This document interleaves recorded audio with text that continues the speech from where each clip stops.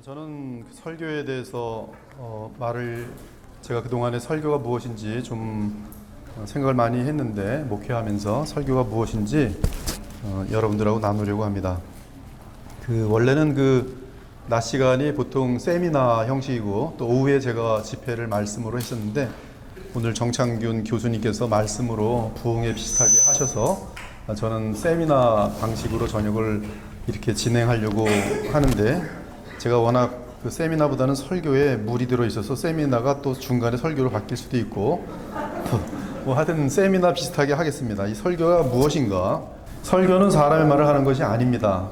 오늘날 교회 신자들은 설교에 대해 오해하고 있습니다. 다른 일반 조직에도 있는 강연이나 연설을 설교로 생각하고 있습니다. 따라서 자기 마음과 귀에 맞는 설교를 듣게 되면 설교를 잘한다고 말합니다. 그러나 그러한 설교 중에는 세상에서 얼마든지 들을 수 있는 언변이 능통한 연사들의 강연과 같은 것들이 많습니다. 단지 연설하는 주인공이 목사라는 것만 다를 때가 있습니다. 성경은 성령의 역사가 없는 설교는 죽은 설교라고 합니다. 성령의 역사가 없다는 것은 생명의 역사가 없다는 것이며, 이는 죄에 대한 싸움과 거룩의 역사가 나타나지 않는 설교를 말합니다. 주 예수 그리스도를 더욱 사랑하고 감사하게 만들어 주께 순종하는 마음을 심어주는 것이 설교입니다. 그렇지 않은 설교는 죽은 설교이며 거짓 설교입니다. 나아가 악한 설교라고도 할 수 있습니다. 성령이 역사하는 설교는 언제나 청중들의 죄를 지적하여 회개하게 하고, 그 후 주 예수 그리스도를 바라보며 믿고 의지하도록 격려합니다. 오늘 우리는 성경이 말하는 바른 설교와 그 핵심 내용이 무엇인지, 그리고 잘못된 설교가 무엇인지 점검해 보려고 하는데, 저도 모태 신자로서 장로교에서 떠난 적이 없고, 지금까지 설교를 해오면서 86년부터 설교를 한 것 같아요. 그렇게 해오면서 나름대로 설교가 무엇인지를 정리하고 지금 이 시간에 여러분들하고 나누게 되는 것입니다. 먼저 고린도전서 2장 1절에서 9절을 보면은 부활하신 그리스도의 십자가의 도를 전하는 것이 설교이다, 이렇게 먼저 요약을 할 수가 있겠어요. 형제들아, 내가 너희에게 나아가 하나님의 증거를 전할 때에 말과 지혜 아름다운 것을 아니하였나니, 내가 너희 중에서 예수 그리스도와 그가 십자가에 못 박히신 것 외에는 아무것도 알지 아니하기로 작정하였습니다. 내가 너희 가운데 거할 때에 약하고 두려워하고 심히 떨었노라. 내 말과 내 전도함이, 지금 이 설교인데요, 설득력 있는 지혜 말로 하지 아니하고 다만 성령의 나타나심과 능력으로 하여 너희 믿음이 사람의 지혜에 있지 아니하고 다만 하나님의 능력에 있게 하려 하였노라. 그러나 우리가 온전한 자들 중에서는 지혜를 말하노니, 이는 이 세상의 지혜가 아니요 또 이 세상에서 없어질 통치자들의 지혜도 아니요 오직 은밀한 가운데 있는 하나님의 지혜를 말하는 것으로서 곧 감추어졌던 것인데, 하나님이 우리의 영광을 위하여 만세전에 미리 정하신 것이라. 이 지혜는 이 세대의 통치자들이 한 사람도 알지 못하였나니, 만일 알았더라면 영광의 주를 십자가에 못 박지 아니하였으리라. 기록된 바 하나님이 자기를 사랑하는 자들을 위하여 예비하신 모든 것은 눈으로 보지 못하고 귀로 듣지 못하고 사람의 마음으로 생각하지도 못하였다 함과 같으니라. 고린도서 1장 17절을 보면 오직 복음을 전하게 하려 하심이로되 말의 지혜로 하지 아니함은 그리스도의 십자가가 헛되지 않게 하려 함이라 라고 증거합니다. 이 말씀은 복음을 전할 때 말의 지혜로 하면 그리스도의 십자가가 헛되게 된다는 말씀이, 또한 18절은 십자가의 도가 멸망하는 자들에게는 미련한 것이요 구원을 받는 우리에게는 하나님의 능력이라. 기록된 바 내가 지혜 있는 자들의 지혜를 멸하고 총명한 자들의 총명을 폐하리라고 합니다. 바울은 이 말을 하면서 유대인은 표적을 구하기 때문에 복음을 거절하였다고 증거합니다. 표적이 무엇입니까? 어떤 놀랍고 신기한 현상을 의미합니다. 즉 유대인들은 믿음의 조건으로 눈에 보이는 어떤 기적을 요구하였어요. 유대인들은 예수 그리스도를 믿는 조건으로 오병이어의 표적을 계속 요구하며 예수님을 임금 삼으려 하였습니다. 이처럼 표적을 구하는 자들은 믿음을 갖기 위해 조건을 겁니다. 부를 위한 조건, 권력을 위한 조건, 하늘의 신비한 능력으로 우월감을 느낄 수 있는 그런 표적들을 구합니다. 이러한 자들에게 십자가의 도는 불편합니다. 왜 불편합니까? 십자가의 도를 통해 그들이 얻을 것이 없기 때문입니다. 십자가의 도는 그들의 타락한 욕구를 만족시켜주는 메시지가 아닙니다.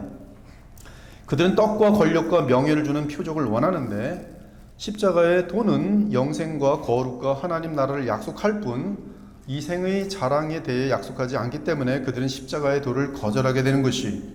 한편 바울 당시에 헬라인은 지혜를 찾았습니다. 헬라인의 지혜란 인간의 말솜씨를 개발하여 학문적으로 철학적인 지식을 전하는 것을 말합니다. 즉 인본주의 지혜를 전합니다. 헬라인들은 인간의 무한한 가능성을 믿는 가운데 인간이 하나님을 찾아갈 수 있다고 믿었습니다. 그들은 철저한 이성과 논리로 진리를 찾으려고 노력했어요. 이에 헬라인들은 인간의 지혜를 택하고 죄의 문제를 해결해 주는 복음을 거절하였습니다. 이는 인간의 능력과 가능성에 초점을 두고 믿었기 때문입니다. 하지만 인간의 지혜로는 결코 죄의 문제를 해결할 수 없었습니다. 인간의 지혜를 찾는 자들에게는 구원이 허락되지 않았습니다. 그 이유는 십자가의 도만이 사람에게 구원을 주기 때문에 그래요. 십자가의 도, 십자가의 원칙, 십자가의 그 메시지의 시스템을 말하는 것이. 여기서 먼저 우리가 알아야 하는 것은 하나님께서 우리에게 주신 그리스도의 십자가의 도는 죄의 문제에 대한 해결 방안이라는 사실이, 죄로 인한 저주와 죄로 인한 더러움에서 우리를 건져내어 거룩하게 만드는 것이 십자가의 도입니다. 사람은 죄의 문제를 해결받으면 하나님의 의를 구하게 되고 또한 하나님의 나라의 영광과 능력을 누릴 수 있도록 되어 있습니다. 십자가의 도에서 가장 중요한 것은 십자가의 대속인데 이를 통해 죄사함을 얻고 그리스도와 사랑하고 연합합니다. 우리가 십자가의 대속을 믿음으로 인하여 부활 승천하셔 살아계신 그리스도와 믿음으로 연합할 때 우리에게 순종과 거룩함이 나타나며 삶에 있어서는 의로움과 평강과 기쁨과 만족이 넘치게 되어 있어요. 그러므로 바울은 내가 복음을 부끄러워하지 아니하노니 이 복음은 모든 믿는 자에게 구원을 주시는 하나님의 능력이 됨이라. 복음에는 하나님의 의가 나타나서 믿음으로 믿음에 이르게 하나니 기록된 바 오직 의인은 믿음으로 말미암아 살리라 함과 같으니라 라고 선포한 것이 복음입니다. 고린도전서 2장을 보면 바울은 그의 설교에 있어서 매우 중대한 결정을 내립니다. 저 역시 그리스도의 보혈교회의 모든 설교에 있어서 이 중대한 바울의 결정에 동일하게 따르고 있어요. 내가 너희 중에서 예수 그리스도와 그가 십자가에 못 박히신 것 외에는 아무것도 알지 아니하기로 작정하였습니다.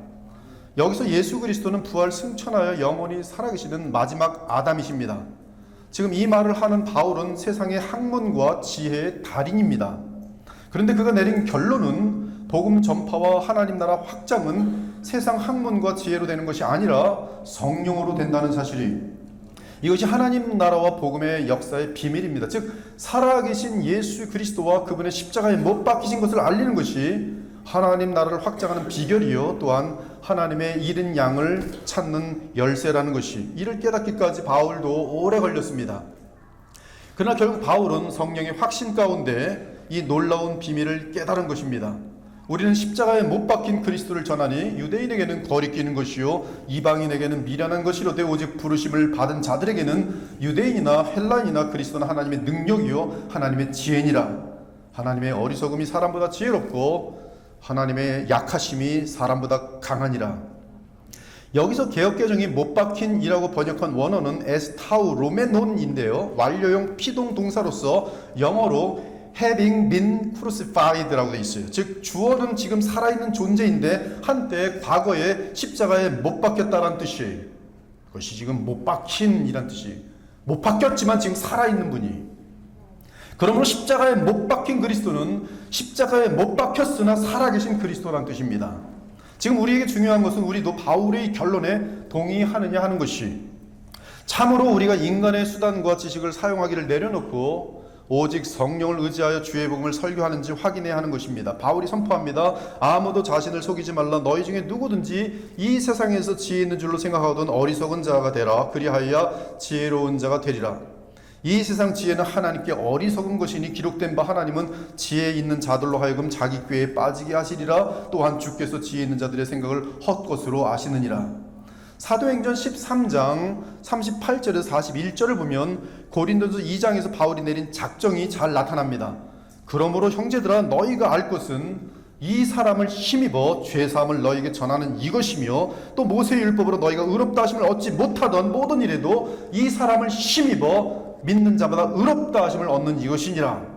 죄사함과 의롭다함 오직 이 사람을 통해서만 가능한 것이, 그런즉 너희는 선지자들 통하여 말씀하신 것이 너희에게 미칠까 삼가라 일렀으되 보라 멸시하는 사람들아 너희는 놀라고 멸망하라. 내가 너희 때를 당하여 한 일을 행할 것이니 사람이 너희에게 일러줄지라도 도무지 미치 못할 일이라 하였느니라 하니라. 예수 그리스도를 힘입지 않을 때는 멸망밖에 없다는 말씀이, 그러므로 설교란 세상 사람들이 도무지 믿지 못할 내용을 전하는 것입니다. 따라서 우리가 하나님께서 원하시는 방법대로 복음을 전파한다면 그 전파는 불신자들의 눈과 귀에는 어리석고 미련한 것으로 보여야 합니다. 어리석고 미련한 것으로 들려야 합니다.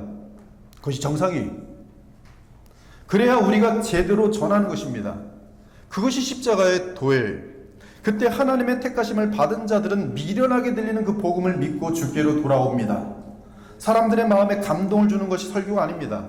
설교란 하나님의 방법대로 순종하여 십자가의 도를 전파하는 것이며, 이때 성령께서 역사하셔서 청중 가운데 참된 하나님의 자녀를 찾아내어 역사하시고 또한 주의 백성들을 그리스도의 형상으로 빚어내시는 것이, 결론적으로 말하면 성경이 말하는 설교는 사람을 설득하는 작업이 아닙니다. 설교는 청중을 설득시키는 도구가 아니에요. 설교는 인간의 이성과 마음으로는 받기 어려운 주 예수 그리스도의 십자가와 살아계신 그분을 전하는 것입니다. 그 하나님의 주권과 성령의 역사를 믿고 오늘 말씀처럼 믿음으로 기다리는 것이, 그것이 복음 전파 즉 설교입니다. 이때 복음을 전하는 자에게는 확신이 있어야 합니다. 즉 설교는 청중을 설득시키는 작업이 아니라 확신을 주는 작업이, 어떻게 확신을 줍니까? 그것은 증거를 통해 확신을 줍니다. 이 세상 역사 가운데 가장 분명한 증거는 예수님의 십자가와 부활입니다. 또한 인간의 눈에는 보이지 않지만 성령의 강림과 함께 시작된 하나님 나라의 실체와 하나님 나라의 능력이, 우리는 복음을 전할 때 이러한 객관적 증거를 갖고 성령 안에서 확신 가운데 복음을 선포해야 합니다. 선포란 권세를 뜻합니다. 선포란 사실에 근거한 객관적인 내용을 공적으로 알리는 것이, 완전하며 영원한 왕이신 하나님께서 역사 가운데 가장 확실하게 나타낸 사실에 근거하여 말씀을 선포하면 그 선포는 누구든지 믿고 따라야 하는 진리가 됩니다. 만일 그 선포를 믿지 않으면 이는 하나님을 거짓말쟁이로 만드는 죄를 짓는 것이, 만일 우리가 사람들의 증언을 받을진대 하나님의 증거는 더욱 크도다. 하나님의 증거는 이것이니 그의 아들에 대하여 증언하신 것이니라. 하나님의 아들을 믿는 자는 자기 안에 증거가 있고 하나님을 믿지 아니하는 자는 하나님을 거짓말하는 자로 만드나니 이는 하나님께서 그 아들에 대하여 증언하신 증거를 믿지 아니하였습니다. 그러므로 우리의 설교는 만왕의 왕의 권위로 왕의 복음을 선포하고 대언하는 것입니다. 그것이 설교예요. 따라서 사도 바울은 설교자로서 자신의 말재주나 체험이나 지식에 의존하지 않고 언제나 성령의 역사에 의존하여 그리스도의 복음을 선포하였어요.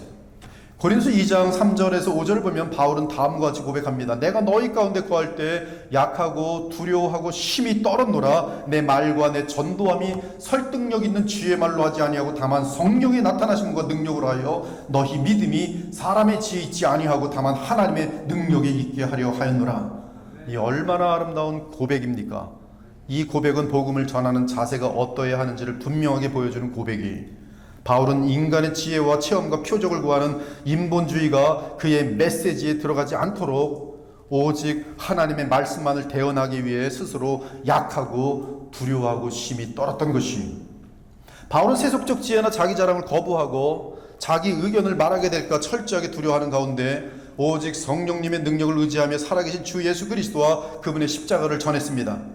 그러므로 바울의 설교는 인간적으로 볼 때 감상적이거나 지식적이거나 체험적이지 않았어요. 청중들로 하여금 눈물과 콧물을 뽑아내며 개그처럼 배꼽을 잡게 하지도 않았습니다. 예수님을 따르면 부자가 되며 하는 일들이 형통한다는 거짓된 미끼를 던지지 않았어요. 그는 단지 그리스도의 부활의 영이신 성령의 역사를 의지하는 가운데 예수 그리스도와 그분의 십자가에 못 박히신 것을 선포하였습니다.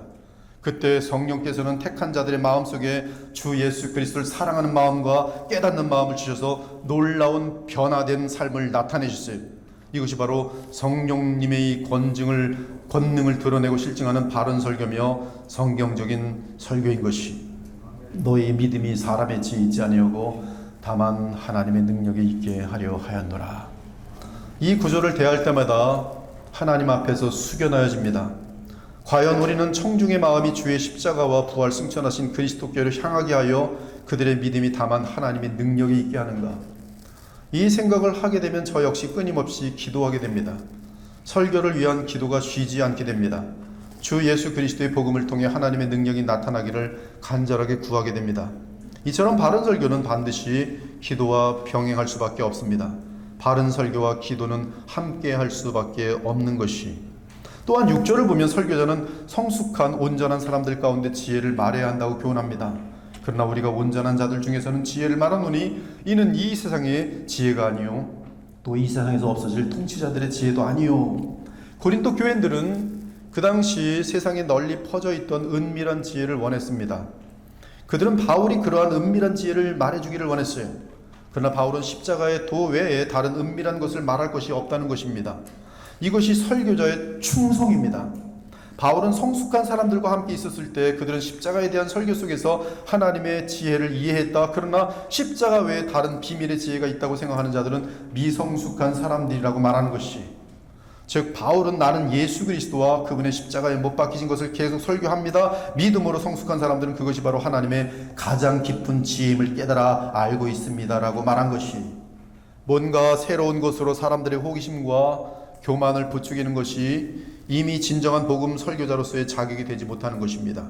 이러한 특징은 얼마든지 이단들에게서 쉽게 발견돼요.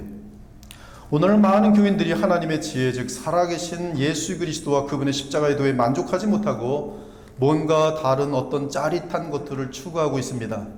하나님께서 주신 복음 외에 다른 신비스럽고 새로운 메시지를 추구하기에 바쁩니다. 이에 수많은 거짓 선자들은 은밀한 뭔가를 깨달은 것처럼 주장하며 많은 사람들을 넓은 문으로 이끌고 있어요. 즉 멸망의 문입니다. 지금 이러한 현상이 오늘날의 설교단을 채우는데 이는 참으로 비참하고 고통스러운 현실입니다. 사도 바울은 여러 국경을 넘어 다양한 문화권에서 복음을 전했습니다. 그러나 바울에게 있어서 바뀌는 것이 있다면 복음의 내용이나 복음을 전하는 방법이 아니라 오직 설교를 듣는 청중만 바뀔 뿐이었어요. 바울은 언제나 같은 방법으로 같은 복음을 전했습니다. 이것이 바로 주 예수 그리스도를 향한 주 예수 그리스도를 향한 바울의 충성이었어요. 우리는 더욱 사람은 구원할 수 없으나 하나님은 하실 수 있다는 믿음을 가지고 성령님께 의지하여 꾸준히 복음을 전하고 가르쳐야 합니다. 그것이 설교자의 사명이, 십자가의 도는 약해 보이지만 그 안에 하나님의 능력과 하나님의 지혜가 무한하게 담겨 있습니다. 이제 고린도서 2장 9절을 보니까 기록된 바 하나님이 자기를 사랑하는 자들을 위하여 예비하신 모든 것은 눈으로 보지 못하고 귀로 듣지 못하고 사람의 마음으로 생각하지도 못하였던 것 같으니라. 오직 하나님께서 택하시고 성령께서 주권적으로 귀를 열어주는 사람만이 바른 설교의 내용을 듣고 깨닫는 것이기에 우리는 모든 사람을 변화시키려는 부담을 갖고 설교해서는 안 됩니다. 모든 사람들을 감동시키려고 하면 그 자체가 이미 틀린 설교가 되는 것이, 주님께 충성하고 주님의 주권 가운데 변화되는 사람, 그들이 주의 택한 사람들이에요. 우리의 책임은 단지 정확한 복음을 전하고 그리스도의 영이신 성령의 역사를 의지하는 것이, 설교는 사람들에게 가장 어리석어 보이는 부활하신 그리스도의 십자가의 도를 성령을 의지하여 정직하고 진실하게 대언하는 것입니다. 그때 하나님이 주권적으로 우리의 설교를 통해 하나님의 뜻을 이루십니다. 그래야 순결하고 거룩한 하나님의 교회가 세워질 수 있는 것이, 설교자는 사람의 인정이나 인기를 추구해서는 안 되며 오직 주를 향한 충성과 확신 가운데 더욱 성령을 의지하며 주의 택하신 백성들에게 하나님의 가장 깊은 비밀인 우리 주 예수 그리스도와 십자가의 도를 전하는 설교자가 되어야 해요. 설교는 그러므로 오직 예수를 설교합니다. 참된 설교는 오직 예수예요. 누가복음 9장 28절에 36절을 보니까 이 말씀을 하신 후 8일쯤 되어 예수께서 베드로와 요한과 야고보를 데리고 기도하시러 산에 올라가사 기도하실 때 용모가 변화되고 그 옷이 휘어져 광채가 나더라. 문득 두 사람이 예수와 함께 말하니 이는 모세와 엘리야라. 영광 중에 나타나서 장차 예수께서 예루살렘에서 별세하실 것을 말할 때 베드로와 및 함께 있는 자들이 깊이 졸다가 온전히 깨어나 예수의 영광과 및 함께 선 두 사람을 보더니 두 사람이 떠날 때 베드로가 예수께 여짜오되 주여 우리가 여기 있는 것이 좋사오니 우리가 초막셋을 짓되 하나는 주를 위하여 하나는 모세를 위하여 하나는 엘리야를 위하여 하사이다 하되 자기가 하는 말을 자기도 알지 못하더라. 이 말할 즈음에 구름이 와서 그들을 덮는지라. 구름 속으로 들어갈 때 그들이 무서워하더니 구름 속에서 소리가 나서 이르되 이는 나의 아들 곧 택함을 받은 자니 너희는 그의 말을 들으라 하고 소리가 그침에 오직 예수만 보이더라. 제자들이 잠잠하여 그 본 것을 무엇이든지 그때에는 아무에게도 이르지 아니하리라. 많은 사람들이 성경을 대합니다. 불신자들 중에도 성경을 읽는 자들이 있습니다. 도덕이나 교양을 위해 성경을 찾는 사람들도 있습니다. 유대교인들도 오직 구약을 읽고 있습니다. 우리도 주기적으로 성경을 읽습니다. 그러나 성경을 읽는 자들이 다 구원을 얻으며 바르게 깨닫습니까? 그렇지 않습니다. 성경을 푸는 열쇠를 가져야 성경을 깨달을 수 있어요. 성경 해석의 열쇠가 무엇입니까? 고린도후서 3장에 나와 있어요. 그러나 그들의 마음이 완고하여 오늘까지도 구약을 읽을 때 그 수건이 벗겨지지 아니하고 있으니 그 수건은 그리스도 안에서 없어질 것이라. 오늘까지 모세글을 읽을 때 수건이 그 마음을 덮었다다. 그러나 언제든지 주께로 돌아가면 그 수건이 벗겨지리라. 아무리 성경을 읽어도 그리스도 안에서 성경을 대하지 않으면 깨달을 수 없다는 말씀입니다. 그리스도 예수를 열쇠로 하여 성경을 읽을 때만이 제대로 성경을 깨달아 자유함을 누린다는 뜻이. 누가복음 24장은 십자가의 구속을 마치고 부활하신 주 예수 그리스도께서 이 땅에 40일을 계시면서 자신의 부활체를 통해 부활이 무엇인지 보여주시고 또한 십자가의 구속과 죄사함이 무엇인지 제자들을 만나 가르치신 내용입니다. 첫 번째로 만난 제자들은 엠마오로 내려가던 제자들이고 두 번째로 만난 제자들은 예루살렘에 함께 모여있는 제자들이었어요. 그런데 부활하신 예수님께서 그들에게 성경의 핵심을 말씀하십니다. 먼저 엠마오로 내려가던 제자들에게 말씀하십니다. 이르시되 미련하고 선자들이 말한 모든 것을 마음에 더디 믿는 자들이요 그리스도가 이런 고난을 받고 자기의 영광에 들어가야 할 것이 아니냐 하시고 이에 모세와 모든 선자의 글로 시작하여, 이것은 구약성경 전체입니다. 모든 성경에 쓴 바 자기에 관한 것을 자세히 설명하시니라. 또한 낙심 가운데 예루살렘에 모여있던 제자들에게 말씀하십니다. 또 이르시되 내가 너희와 함께 있을 때 너희에게 말한 바 곧 모세의 율법과 선자의 글과 시편에 나를 가리켜 기록된 모든 것이 이루어져야 하리라 한 말이 이것이라. 예수님의 제자들은 날마다 성경을 읽던 자들입니다.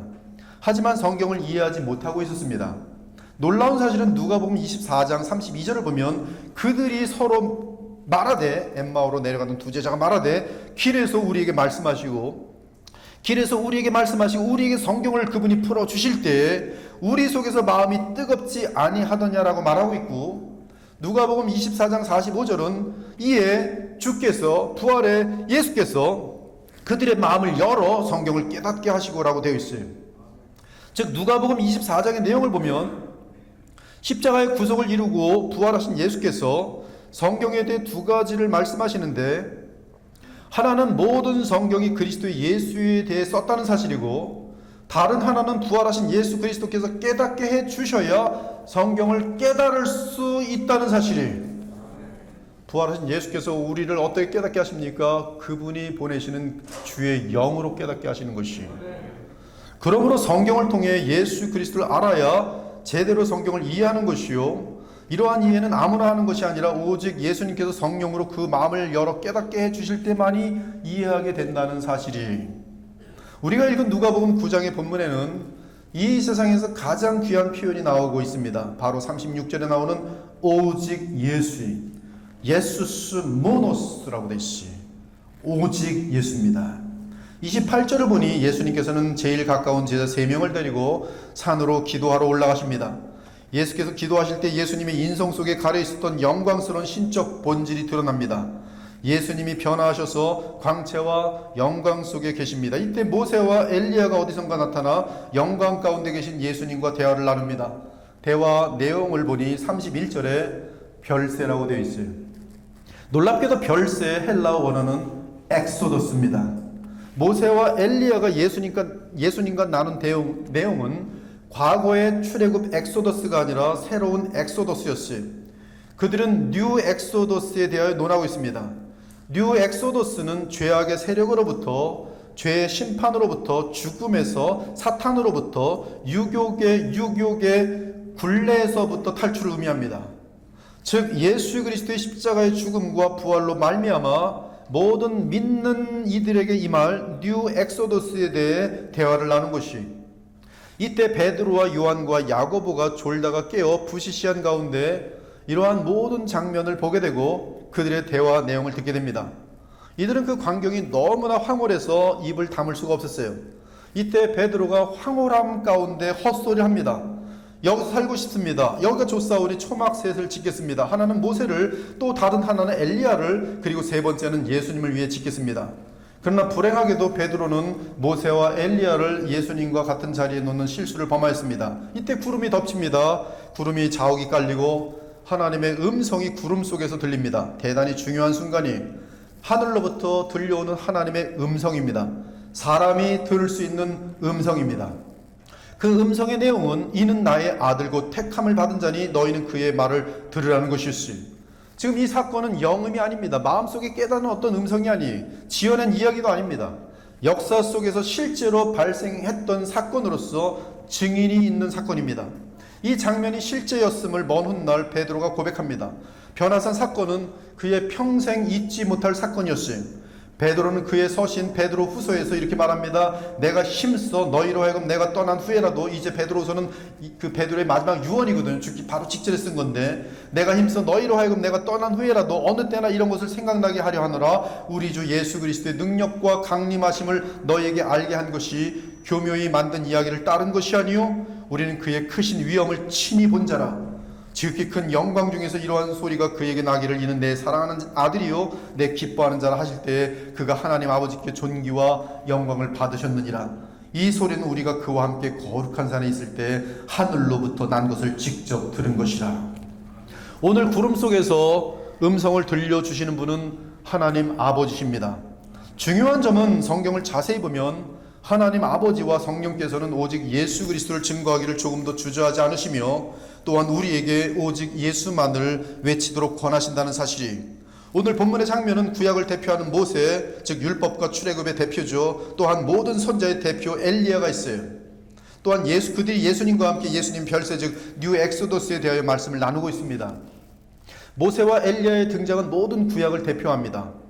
그러므로 이 장면은 모든 구약은 예수 그리스도를 지칭하는 것을 의미합니다.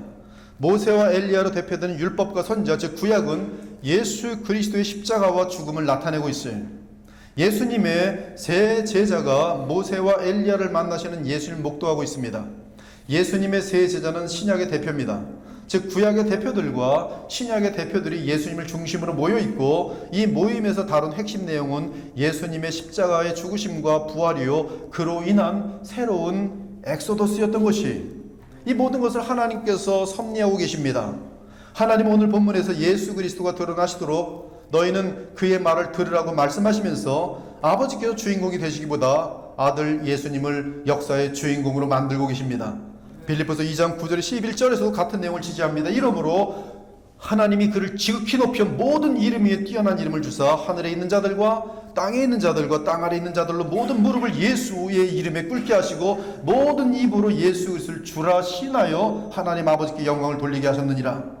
이 내용을 보면 하나님은 오직 예수가 주로 고백되어지는 곳에서 영광을 받으시는 것을 알 수 있어요. 즉 하나님 아버지는 예수님을 인류 역사의 주인공으로 만드십니다. 예수님 승천 이후 10일 만에 오순절날에 오신 성령도 마찬가지. 성령께서도 자신을 드러내시기보다 예수님의 십자가와 부활을 드러내시며 주님의 백성들로 하여금 주 예수님을 사랑하고 바라보고 주의 이름만 들어도 감사와 사랑으로 울렁거리게 만든 일을 하십니다. 지금 이 시대의 오순절 운동 및 성령 운동의 문제점은 바로 이 점이, 하나님과 성령님의 의도는 오직 예수인데 사람들은 성령님을 주인공으로 만들려고 합니다. 이는 잘못된 것이, 왜냐하면 성령은 예수 그리스도를 증거하기 위해 이 땅에 보내심을 받은 분이기 때문입니다. 내가 아버지께로부터 너에게 보낼 보혜사 곧 아버지께로부터 나오시는 진리의 성령이 오실 때 그가 나 예수를 증언하실 것이요 너희도 처음부터 나와 함께 있으므로 나를 증언하느니라. 사도행전을 보아도 성령을 받은 자들마다 예루살렘과 온 유대와 사마리아 땅끝까지 이르러 내 증인, 즉 성령의 증인이 아니라 부활하신 예수의 증인이 되는 것을 발견할 수 있어요. 따라서 사도행전의 요약이라고 할 수 있는 사도행전 1장 8절은 오직 성령이 너에게 임하시면 너희가 권능을 받고 예루살렘과 온 유대와 사마리아 땅끝까지 이르러 내 증인이 되리라고 선포합니다. 즉 성령의 권능을 받으면 내 증인, 바로 예수의 증인이 되는 것이, 다시 말하면 성령의 임함은 예수 그리스도의 십자가를 더욱 알게 하고 우리로 하여금 부활하신 주님과 연합하게 하시며 나아가 오직 예수만을 증거하게 하시는 것이, 우리가 잘 알다시피 사도행전은 성령의 역사와 성령의 가르침을 기록하고 있습니다. 성령께서는 특히 사도행전을 통해 성경을 보는 방법을 알려주고 있어요. 저는 그것을 성령의 복음적 성경 해석이라고 말하는데요. 이 성령으로 충만한 자들의 성경 해석을 보면 정확하게 모든 성경을 통해서 예수님의 십자가, 부활하신 예수, 살아있는 예수님을 전하는 것을 볼 수 있어요. 성령 충만한 베드로의 설교입니다. 사도행전 2장에서 베드로는 성령 강림의 사건을 시작으로 해 설교를 합니다. 하나님이 말씀하시기를 말세에 내가 내 영을 모든 육체에 부어주리니 너희의 자녀들은 예언할 것이요 너희의 젊은이들은 환상을 보고 너희의 늙은이들은 꿈을 꾸리라. 그때 내가 내 영을 내 남종과 여종들에게 부어주리니 그들이 예언할 것이요 또 내가 위로 하늘에서는 기사를 아래로 땅에서는 징조를 베풀리니 곧 피와 불과 연기로다. 주의 크고 영화로운 날이 이르기 전에 해가 변하여 어두워지고 달이 변하여 피가 되리라. 누구든지 주의 이름을 부르는 자는 구원을 받으리라 하였느니라. 그리고 그의 설교의 핵심이 사도행전 2장 36절로 요약됩니다. 그런즉 이스라엘의 온 집은 확실히 알지니 너희가 십자가에 못 박으니 예수를 하나님이 주와 그리스도가 되게 하셨느니라. 다시 사도행전 3장으로 가면 베드로의 설교가 또 나옵니다. 이때 베드로는 성령의 충만함을 입고 성령의 인도에 따라 설교를 합니다. 역시 마찬가지로 3장에서의 설교 핵심도 오직 예수예요. 또 주께서 너희를 위하여 예정하신 그리스도 곧 예수를 보내시니 하나님이 영원 전부터 거룩한 선자들의 입을 통하여 말씀하신 바 만물을 회복하실 때까지는 하늘이 마땅히 그를 받아들이라. 모세가 말하되 주 하나님이 너희를 위하여 너희 형제 가운데 나 같은 선지자 하나를 세울 것이니 너희가 무엇인지 그의 모든 말을 들을 것이라. 누구든지 그 선자의 말을 듣지 아니하는 자는 백성 중에서 멸망받으리라 하였고 또한 사무엘 때부터 이어 말한 모든 선자도 바로 이때를 가리켜 말하였느니라. 바로 이때는 예수님이, 사도행전 7장을 보면 성령과 지혜로 충만한 스데반의 설교가 나옵니다. 그는 아브라함에서 이삭, 야곱, 요셉, 애굽에서의 이스라엘, 모세 탄생, 출애굽, 광야 생활, 다윗, 솔로몬, 그리고 그 이유를 파노라마로 이야기하더니 결과를 말합니다. 목이 곧고 마음과 귀에 환례를 받지 못한 사람들아, 너희도 너희 조상과 같이 항상 성령을 거스른도다. 너희 조상들이 선자들 중에 누구를 박해하지 아니하였느냐? 의인이 오시리라 예고한 자들 그들이 죽였고 이제 너희는 그 의인을 잡아준 자여 살인한 자가 되었나니 너희는 천사가 전한 율법을 받고도 지키지 아니하였도다. 여기서 스데반의 설교의 결론 부분에 나오는 그 의인은 이사야가 말하는 메시아로서 예수 그리스도입니다. 이처럼 스데반은 모든 성경에서 예수님 말하셨어요. 그리고 그 결과로 스데반은 돌에 맞아 죽게 됩니다. 사도행전 8장에서는 성령으로 인도함을 받는 빌립의 사역이 나옵니다. 에디오피아 여왕 간닥의 내시가 등장합니다. 그는 예루살렘에 예배하러 왔다가 병거를 타고 돌아가고 있었습니다. 그때 그는 병거에서 선지자 이사야의 글을 읽고 있었어요. 필립이 그를 만나 물어봅니다. 당신이 읽는 것을 깨닫고 있습니까? 이때 내시가 읽고 있던 성경 구절은 이사야 53장 7절이었어요. 그가 곤욕을 당하여 괴로울 때에도 그의 입을 열지 아니하였으며 마치 도수장으로 끌려가는 어린 양과 털 깎은 자 앞에서 잠잠한 양같이 그의 입을 열지 아니하였도다. 사도행전 8장 34절에 35절입니다. 그 내시가 빌립에게 말하되 청컨대 내가 묻노니 선자가 이 말한 것이 누구를 가리킴이냐? 자기를 가리킴이냐? 타인을 가리킴이냐? 지금도 유대인들은, 이스라엘 사람들은 지금 이 구절을 읽을 때 타인이라고 그래요. 타인. 이스라엘의 어떤 사람들이라 그래요. 이스라엘 나라라고도 얘기해요. 그러나 빌립이 입을 열어 이 글에서 시작하여 예수를 가르쳐 복음을 전하니라. 사도행전 13장에서는 성령의 계시를 받는 바울의 설교가 나옵니다. 그는 구약의 출애굽 사건부터 시작해서 사무엘, 다윗의 후손, 세례 요한, 그리고 예수 그리스도를 말합니다. 그러면서 예수님에 대해 말하길 죽일 죄를 하나도 찾지 못하였으나 빌라도에게 죽여달라 했으니 성경에 그를 가리켜 기록한 말씀을 다 응하게 한 것이라. 후에 나무에서 내려다가 무덤에 두었으나 하나님이 죽은 자 가운데서 그를 살리신지라. 그리고 이 바울의 설교의 결론은 이미 앞에서 다룬 13장 37절 이하에 하나님께서 살리신 이는 썩음을 당하지 아니하였나니. 그러므로 형제들아 너희가 할 것은 이 사람을 힘입어 죄사함을 너희에게 전하는 이것이며 또 모세의 율법으로 너희가 의롭다 하심을 얻지 못하던 모든 일에도 이 사람을 힘입어 믿는 자마다 의롭다 하심을 얻는 이것이라. 성령이 오순절을 계기로 역사 속에 임하신 이후로 믿는 자들마다 성령을 받게 됩니다. 그런데 특이한 것은 성령을 받은 신약의 모든 사도들 및 예수 그리스도의 제자들의 가르침은 모든 성경을 통하여 오직 예수를 선포하는 것이었지. 이 사실에 대해서는 아무도 부인할 수 없습니다. 따라서 하나님 아버지와 그리고 예수로부터 이 땅에 보내심을 받은 성령의 가장 큰 사명은 오직 예수를 증거하는 것이. 사실 설교에서 오직 예수가 빠지면 그러한 설교는 도덕 및 사회 강연과 다를 바 없습니다. 설교에서 예수가 빠지면 우리의 성경 해석이 유대인들과 다를 바가 없는 것이. 그러므로 우리의 설교를 듣고 불신자와 이슬람 성도, 불교 신자들이 참 은혜 많이 받았습니다, 참 좋은 설교였습니다라고 하면 사실 그 사람은 최악의 설교를 한 것입니다. 그 이유는 성령으로 인한 설교는 예수 그리스도를 주로 모시지 않은 자들에게 회개를 촉구하며 심판을 말하기 때문에 결코 감동받을 수 없기 때문입니다. 36절을 보니 오직 예수만 보이더라. 우리가 성령으로 충만하여 하나님의 뜻에 따라 설교한다면 설교가 마친 후에는 다른 모든 것은 다 물러가고 오직 예수만 남게 됩니다. 청중의 마음에 오직 예수만 남게 하는 것이 충성스러운 설교자의 사명이. 성삼위일체 하나님의 뜻은 오직 예수를 통하여 하나님의 백성이 구원을 얻는 것입니다. 하나님 아버지께서도 그의 말을 들으라고 선포하셨고 성령의 역사도 오직 예수를 증거하십니다. 구약을 대표하는 모세와 엘리야도 오직 예수요, 신약을 대표하는 예수 그리스도의 제자들도 오직 예수였어요. 그러므로 우리 설교자는 하나님의 뜻과 신구약의 뜻을 따라 오직 예수를 설교해야 돼요. 오직 예수를 설교함과 더불어 또한 성경은 무엇을 설교하도록 되어 있냐면 하나님의 나라와 그의 의를 설교하라고 되어 있어요. 오직 예수는 하나님의 나라와 그의 의와 맞물립니다. 너희는 먼저 그의 나라와 그의 의를 구하라. 그리하면 이 모든 것을 너희에게 더하시리라. 예수님은 우리의 주인이 누구인지를 집중적으로 추적합니다. 만일 재물이 주인이면 하나님을 주인으로 삼을 수 없으며 하나님을 주인으로 삼으면 재물이 주인일 수 없다고 말씀하십니다. 재물이 주인인 사람의 특징은 세상 일로 염려하는 것이, 하지만 세상 염려는 이방인들이나 하는 것입니다. 믿음의 삶이란 하나님을 주인으로 모신 삶입니다. 하나님을 주인으로 모신 자의 인생은 염려가 있을 수 없으며 나아가 이 세상에 속한 썩을 재물이나 이 세상의 헛된 영광을 구하지 않고 오직 하나님의 나라와 하나님의 의를 구하게 됩니다. 그 이유는 주인 되시는 하나님 나라와 그분의 의가 내 삶과 내 뜻보다 중요하기 때문입니다. 따라서 주 예수님께서 결론적으로 말씀하셨습니다. 그런즉 모든 결론이에요. 너희는 먼저 그의 나라와 그의 의를 구하라. 그리하면 이 모든 것을 너희에게 더하시리라. 그러므로 내일 일을 위하여 염려하지 말라.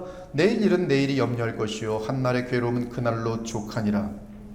그러므로 성경 전체를 통해 설교자는 오직 예수를 증거함과 더불어서 이 오직 예수와 관련한 가장 중요한 두 가지 주제가 있으니 바로 하나님 우리 그의 의와 하나님 나라와 그의 의예요.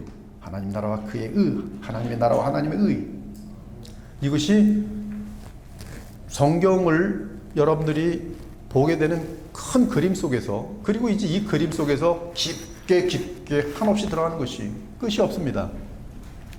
그러면 하나님의 의부터 먼저 다룰게요. 그러면 하나님의 의를 설교한다는 것은 무엇입니까?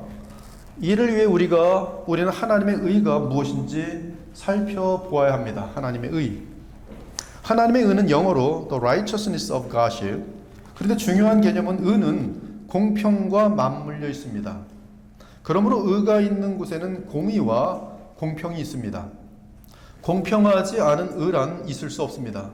righteousness, 즉 의는 하나님이 제시한 공정한 조건을 다 이루면 하나님께서 약속하신 것을 얻을 권리 또는 자격이 주어지는 것을 말합니다. 영어로 볼 때 right이라는 것은 오른쪽, 옳다, 그리고 righteousness는 오른쪽에 있는 것, 옳다함을 인정받은 것, 그리고 그로 인하여 권리와 자격을 누리는 상태라고 되어 있어요. 즉 하나님의 의회는 하나님이 요구하시는 조건과 그 조건을 이루었을 때의 약속이 있고, 반대로 하나님의 의는 그 조건을 이루지 못했을 때에 하나님의 공정한 처벌이 있습니다. 성경에서 하나님의 의의 개념을 가장 잘 설명한 것은 로마서 2장 6절 이하를 보니까 하나님께서 각 사람에게 그가 행한 대로 보응하시되 참고 선을 행하여 영광과 존귀와 썩지 아니함을 구하는 자에는 영생으로 하시고, 공의예요. 하나님의 의예요. 오직 당을 지어 진리를 따르지 아니하고 불의를 따른 자에게는 진노와 분노로 하시리라. 하나님의 의예요. 악을 행하는 각 사람의 영에는 환난과 공고가 있으리니 먼저는 유대인에게요 그리고 헬라인에게며, 즉 사람 상관없다는 거예요. 법대로 하는 거예요. 악을 행하는 자에게는 환난과 곤고가 있게 하는 것이 하나님의 의예요. 선을 행하는 각 사람에게는 영광과 존귀와 평강이 있으리니 먼저는 유대인에게요 그리고 헬라인에게. 하나님의 의예요. 공의예요. 이는 하나님께서 외모로 사람을 취하지 아니하심이라. 하나님의 의는 율법을 행하는 자에게 영생을 주시는 그것이 하나님의 의. 7절과 13절을 보면 이 로마서 2장에 율법을 행하는 자라야 의인이며 의인은 영생을 얻도록 하셨다는 것이 하나님의 의예요. 다시 말씀드립니다. 하나님의 의는 율법을 행하는 자라야 의인이며 의인은 영생을 얻도록 하셨다는 것, 이것이 하나님의 의예요. 하나님의 공평입니다. 공평이에요. 반면에 율법을 행하지 않는 자는 심판입니다. 그것이 하나님의 의예요. 율법을 행하지 않는 것은 불의로서 하나님이 제시한 조건을 노골적으로 대항하는 반란이기 때문에 하나님은 불의를 행하는 자에게 진노하십니다. 그것이 하나님의 의예요. 따라서 불의한 자는 하나님의 의에 따라 하나님의 심판을 받게 됩니다.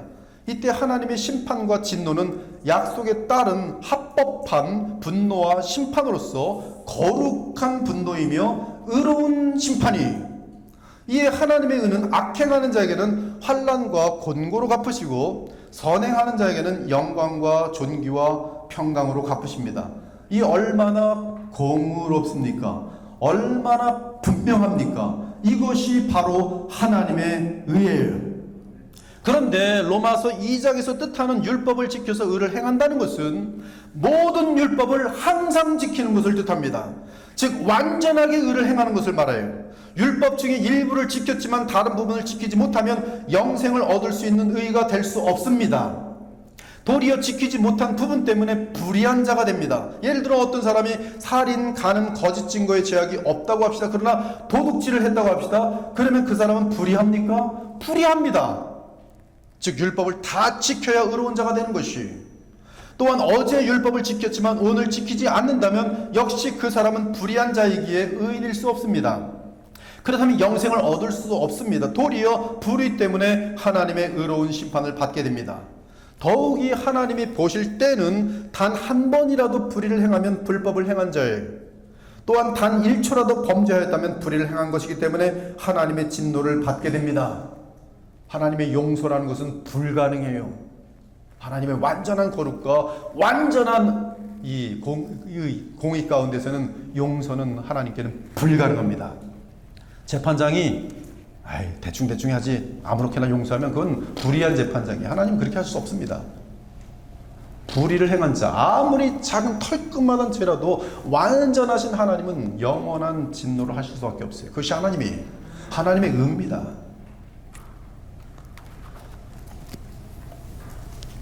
제가 직장 생활을 할 때 컴퓨터 연구실에 있었습니다. 건물 하나를 건너가면 컴퓨터를 만드는 공장이 있었어요. 굉장히 오래된 얘기죠. 공장 안에 들어가 보면 퀄리티 컨트롤이라고 하여 조립된 컴퓨터를 점검하는 라인이 있습니다. 굉장히 길어요. 이 조립된 컴퓨터는 수십 개의 시험을 다 지나야 퀄리티 컨트롤 QC라는 딱지가 붙어서 시장에 나올 수가 있었습니다. 그래서 그 당시 컴퓨터는 앞에 보면 QC라고 딱지인 것은 퀄리티 컨트롤 다 시험을 패스했다는 뜻이에요. 만일 그 시험을 하나라도 실패하면 불량품이 되어 시장에 나오지 못합니다. 마찬가지입니다. 율법이 요구하는 모든 조건을 다 만족해야 영생을 얻을 수 있습니다. 이에 하나님은 야고보 사도를 통해 이 사실을 분명하게 하십니다. 누구든지 온 율법을 지키다가 그 하나라도 범하면 모두 범한 자가 되나니 간음하지 말라 하신 이가 또한 살인하지 말라 하셨은즉 네가 비록 간음하지 아니하여도 살인하면 율법을 범한 자가 되느니라. 또한 영생의 조건으로서 모든 율법을 항상 변함없이 지켜야, 모든 율법을 항상 변함없이 그래야 영생을 얻을 수 있음을 말씀하셨어요. 기록된 바 누구든지 율법책에 기록된 대로 모든 일을 항상 행하지 아니하는 자는 저주 아래에 있는 자라. 그렇다면 율법을 모르는 사람은 어떻게 됩니까? 이에 로마서 2장이 말합니다. 그들은 하나님께서 주신 양심을 갖고 있다는 것이, 따라서 양심에 걸리는 생각이나 말이나 행동을 한 것이 있다면 그 양심이 하나님께 고소하여 그 사람의 불의를 드러낼 것이기 때문에 하나님의 공의로운 심판에 대해 핑계할 수 없다는 것입니다. 그러므로 율법이 없는 자라도 양심의 고소가 있기에 하나님 앞에서 율법의 저주를 받아 지옥에 던지게 된다는 것이, 이것이 하나님의 의입니다. 사실 로마서 1장에서는 하나님의 영원하신 능력과 신성이 그의 만드신 모든 만물에 분명히 보여 알려졌나니 그러므로 그들이 핑계하지 못할지니라고 하며 모든 인류를 향한 주의 심판은 타당하며 의롭다고 증거합니다.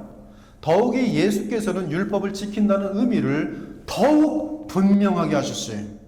마태복음 5장부터 7장까지 예수께서 하신 말씀은 혹시 행동으로 간음죄를 짓지 않고 살인죄를 짓지 않았어도 마음으로 누구를 미워하고 입으로 욕을 하고 마음으로 간음하였으면 율법을 지킨 것이 아니기 때문에 불의한 자로 판명되어 하나님의 의에 따라 지옥불에 떨어진다는 것이에요.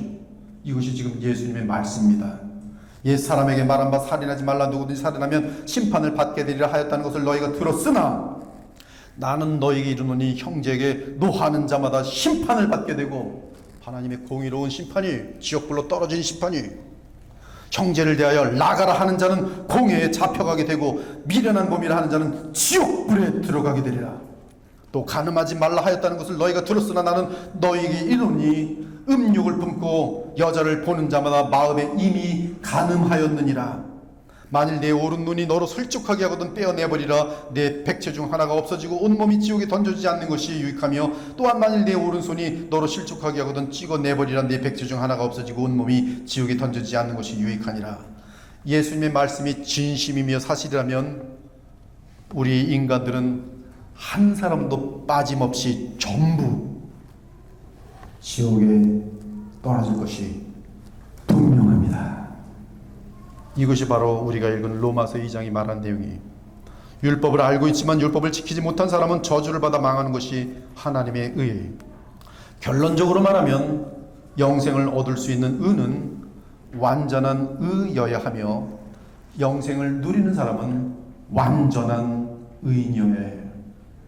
그렇다면 사람이 율법으로 영생을 얻을 수 있습니까? 없습니다. 아무도 없습니다. 그것이 성경이 인간 전부에게 내리는 하나님의 진단이에요.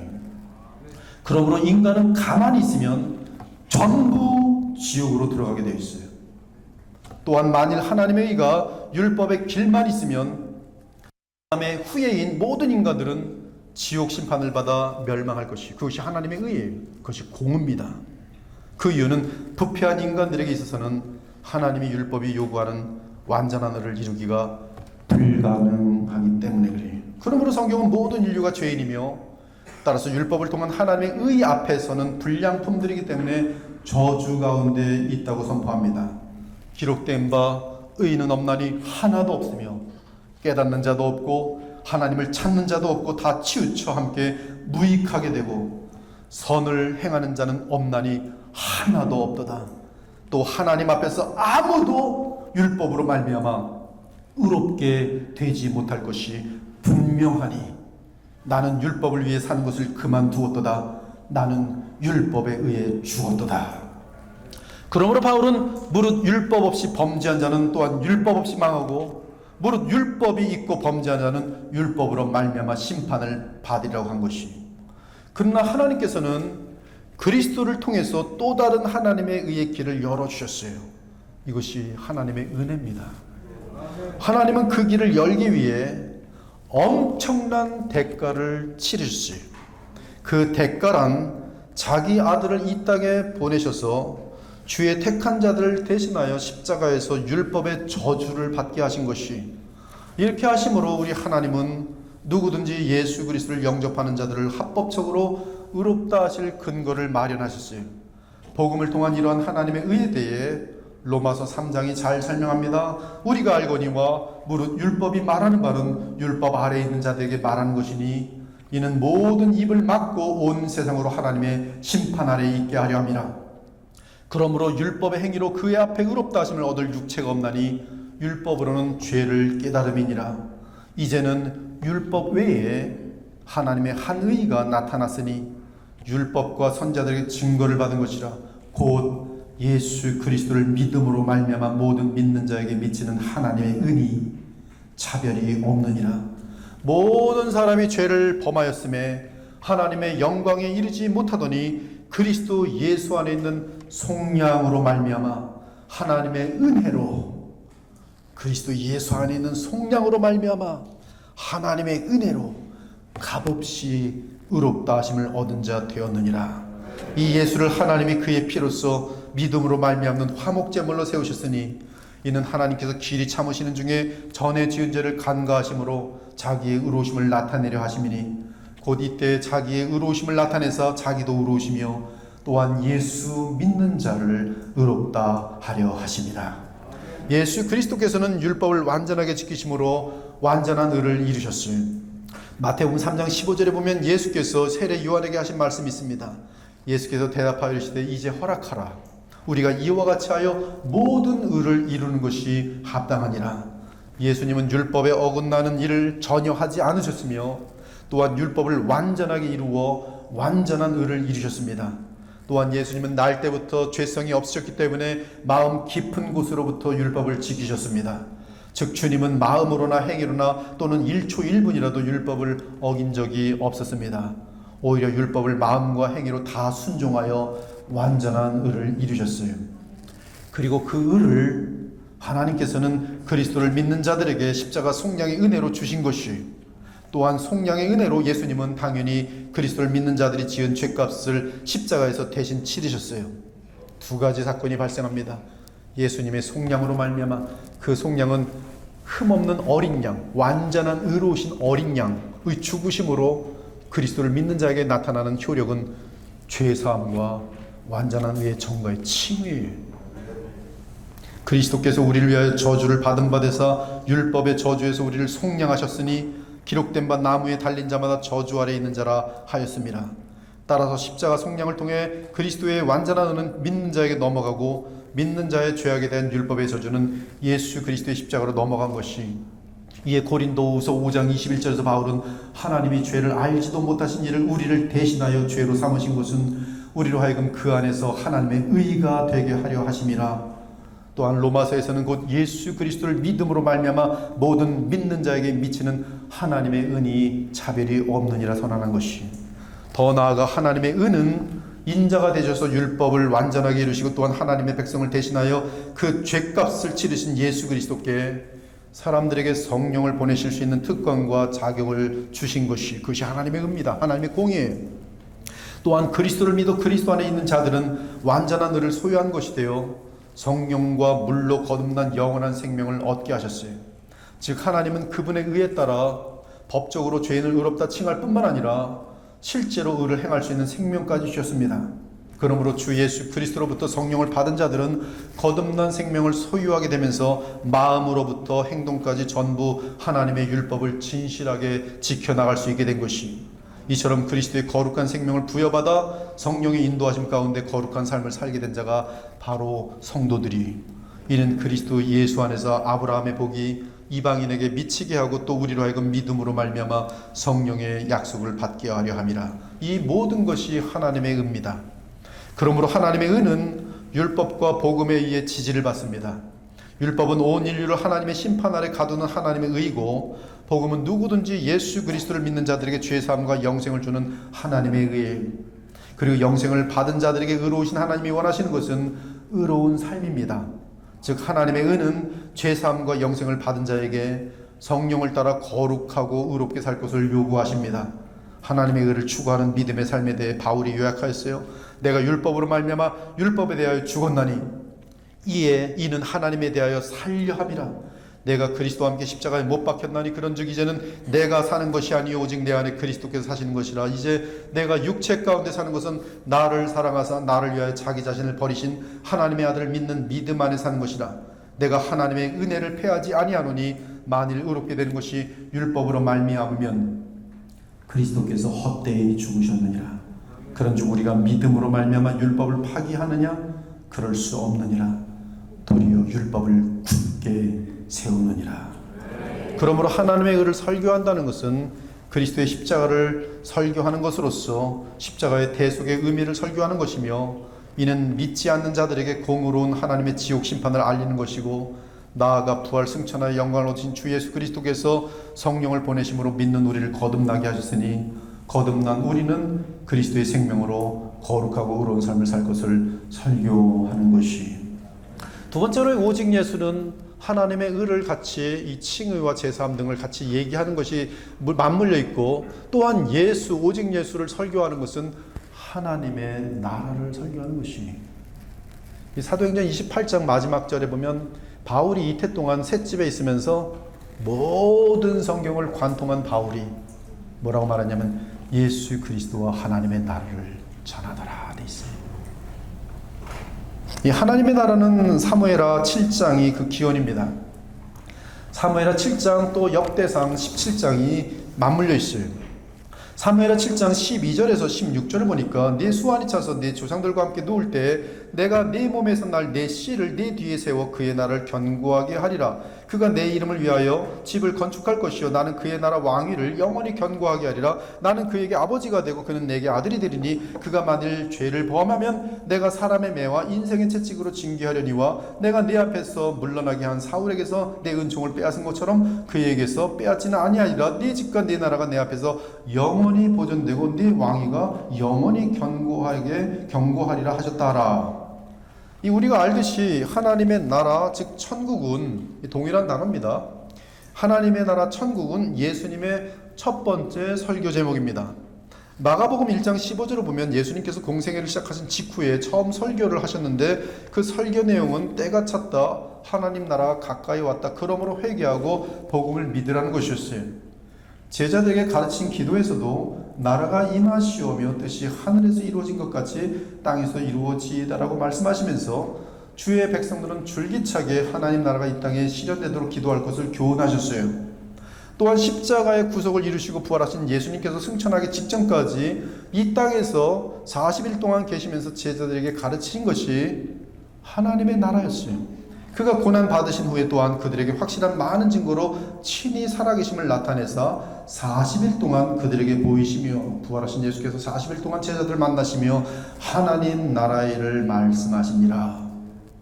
따라서 예수님의 공생애 및 부활 이후까지 예수께서 제자들에게 설교하신 것은 하나님의 나라이며, 그리고 앞으로 재림하실 때까지 주의 제자들은 우리에게 맡기신 것 역시 하나님 나라를 설교하는 것이. 그렇다면 성경이 말하는 하나님 나라 또는 천국은 무엇입니까? 대단히 중요한 내용이에요. 하나님 나라 천국을 설교한다는 것이 무엇이냐 이것이. 어떤 사람은 계시록 4장에 묘사된 하나님의 보좌를 천국이라고 생각합니다. 계시록 4장에 잘 나와 있죠. 저는 하나님의 보좌는 하나님 나라의 핵이라고 봅니다. 그러나 성경이 의도하는 이 복음적인 개념 속에서의 하나님의 나라는 아니에요. 하나님의 나라는 하나님의 보좌를 말하라는 것이 아닙니다. 또한 어떤 사람은 요한계시록 21장을 읽으면서 또 22장을 읽으면서 그것이 하나님의 나라의 상태라고 생각합니다. 12문이 있고 벽옥으로 쌓였고 정금이 있고 맑은 유리 같은 그곳, 벽옥과 남보석과 옥수와 녹보석, 홍마로, 홍보석, 황옥, 녹옥, 담황옥, 비치옥, 청옥, 자수정이 있는 그곳, 12진주문이 있고 성의 길은 맑은 유리 같은 정금으로 된 그곳을 하나님의 나라라고 합니다. 천국이라고 말합니다. 저는 계시록 21장의 내용은 새하늘과 새 땅으로 완성된 전 우주적인 하나님의 나라임을 인정합니다. 특히 계시록 21장은 하나님의 보좌가 새 땅에 내려오는 새 예루살렘에 대한 묘사로서 하나님 나라의 완성이며 절정이라고 동의합니다. 그러나 구약과 신약이 상당히 많은 부분을 화려히 설명하는 하나님 나라는 요한계시록 21장에 대한 것이 아닙니다. 요한계시록 21장은 영원한 세상으로 돌아가는 하나님 나라의 마지막 부분일 뿐이에요. 그 후에는 마지막이니 그가 모든 통치와 모든 권세와 능력을 멸하시고 나라를 아버지 하나님께 바칠 때라. 이 구절은 하나님 나라는 새하늘과 새 땅으로 이어지는 영원한 나라지만 예수 그리스도에 의해 이 세상 역사의 마지막 이전에 완성되는 나라인 것을 말하여 줍니다. 또 어떤 사람은 바울이 갔던 3천층을 하나님 나라라고 말합니다. 바울은 셋째 하늘에 이끌려 간 적이 있는데 성경은 셋째 하늘을 낙원이라고 표현하고 있습니다. 저는 셋째 하늘 혹은 낙원은 하나님 보좌로서 성도가 죽음을 지나 그 영혼이 하나님 곁에 가 있는 상태임을 부인하지 않습니다. 또한 하나님 나라는 낙원, 즉 셋째 하늘을 의미하는 것도 반대하지 않습니다. 그러나 성경은 낙원을 천국 또는 하나님 나라라고 부르지 않고 3천층으로 따로 구별하여 부르고 있습니다. 그렇다면 성경 전반에 걸쳐 말하는 하나님 나라 천국은 무엇입니까? 먼저 하나님의 나라라고 하면 통치 개념이 가장 중요합니다. 성경은 하나님의 통치를 두 차원에서 구별하는 것을 발견할 수 있어요. 즉 창조주이며 주권자인 하나님으로서의 통치가 있고 만물의 대표자인 언약의 사람을 통한 통치가 있습니다. 성경이 하나님 나라라고 할 때 통치는 언약의 사람을 통한 코스모스, 즉 만물에 대한 하나님의 통치를 말합니다. 예를 들어 창조주 하나님으로서의 통치는 우리의 머리털 하나까지 우연하게 땅바닥에 떨어지는 것이 없습니다. 개미 한 마리가 한 발자국 움직이는 것도 하나님의 통치와 작정에 들어 있습니다. 박테리아가 하나 증가하는 것도 하나님의 통치 아래 있습니다. 이 우주의 그 어떤 것도 하나님의 통치에서 벗어나는 것이 없습니다. 심지어 마귀의 지독하게 간교하게 스치는 생각조차 하나님의 통치하에 있습니다. 그러나 우리는 이러한 개념으로 하나님 나라가 임하였다고 말하지 않습니다.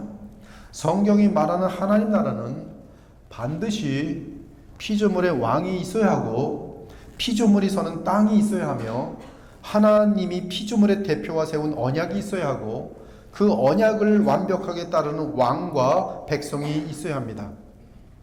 만일 창조주 여호와 하나님을 절대적인 영원한 왕이라고 한다면 피조물의 왕으로서 하나님의 통치를 영원히 따르는 왕은 부왕이라고 할 수 있겠어요. 바이스 리전트라고 하는데요. 즉 인류의 대표자가 피조물의 대표자가 되어 언약 가운데서 하나님을 철저하고 완전하게 순종할 때 하나님의 나라가 이 땅에 임하게 되는 것이, 이러한 성경적인 개념 속에서 볼 때 하나님께서 최초로 하나님의 나라를 세우고자 한 것은 창세 전인 사실을 발견할 수 있습니다. 즉 하나님의 창조는 하나님의 나라를 마음에 두시고 만물을 창조하신 것이, 이에 대한 증거는 마태복음 25장 34절인데요. 그때 임금이 그 오른편에 있는 자들에게 이르시되 내 아버지께 복받을 자들이여 나와 창세로부터 너희를 위하여 예비된 나라를 상속받으라 말합니다. 여기서 창세로부터라는 원어의 의미는 from the foundation of the cosmos라고 되어 있고요. 온 우주를 만드는 때부터란 뜻이, 즉 예수님의 이 말씀은 하나님께서 우주 또는 세상을 만드신 이유는 하나님 나라를 세우기 위함이었음을 알려주고 있습니다.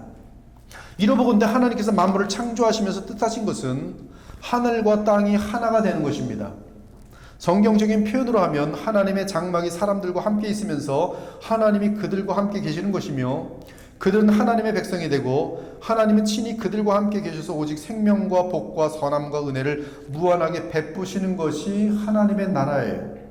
이를 위해 피조물의 대표자인 인간의 왕이 하나님과의 언약을 지킬 때 하나님의 세계는 피조물의 세계와 하나가 되는 것입니다. 그렇게 될 때 하나님은 마음껏 피조물의 대표자를 통해 모든 만물에게 무한한 축복과 은혜를 베풀 수 있습니다. 그것이 천국이, 그것이 하나님 나라예요. 즉 하나님의 나라는 피조물을 향하신 하나님의 무한한 축복과 은혜와 선함이 영원히 나타나는 영역을 말합니다. 그 영역 안에는 사탄이나 마귀들이나 죄나 저주나 죽음이 없습니다. 그러므로 하나님 나라는 하나님 보좌에서 시작하지만 그 나라가 서는 대상은 피조물이라는 사실이 중요합니다.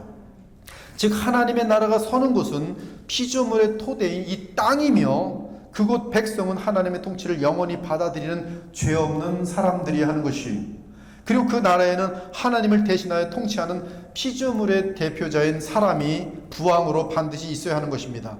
요약하면 하늘과 땅이 통일되는 영역이 하나님의 나라예요.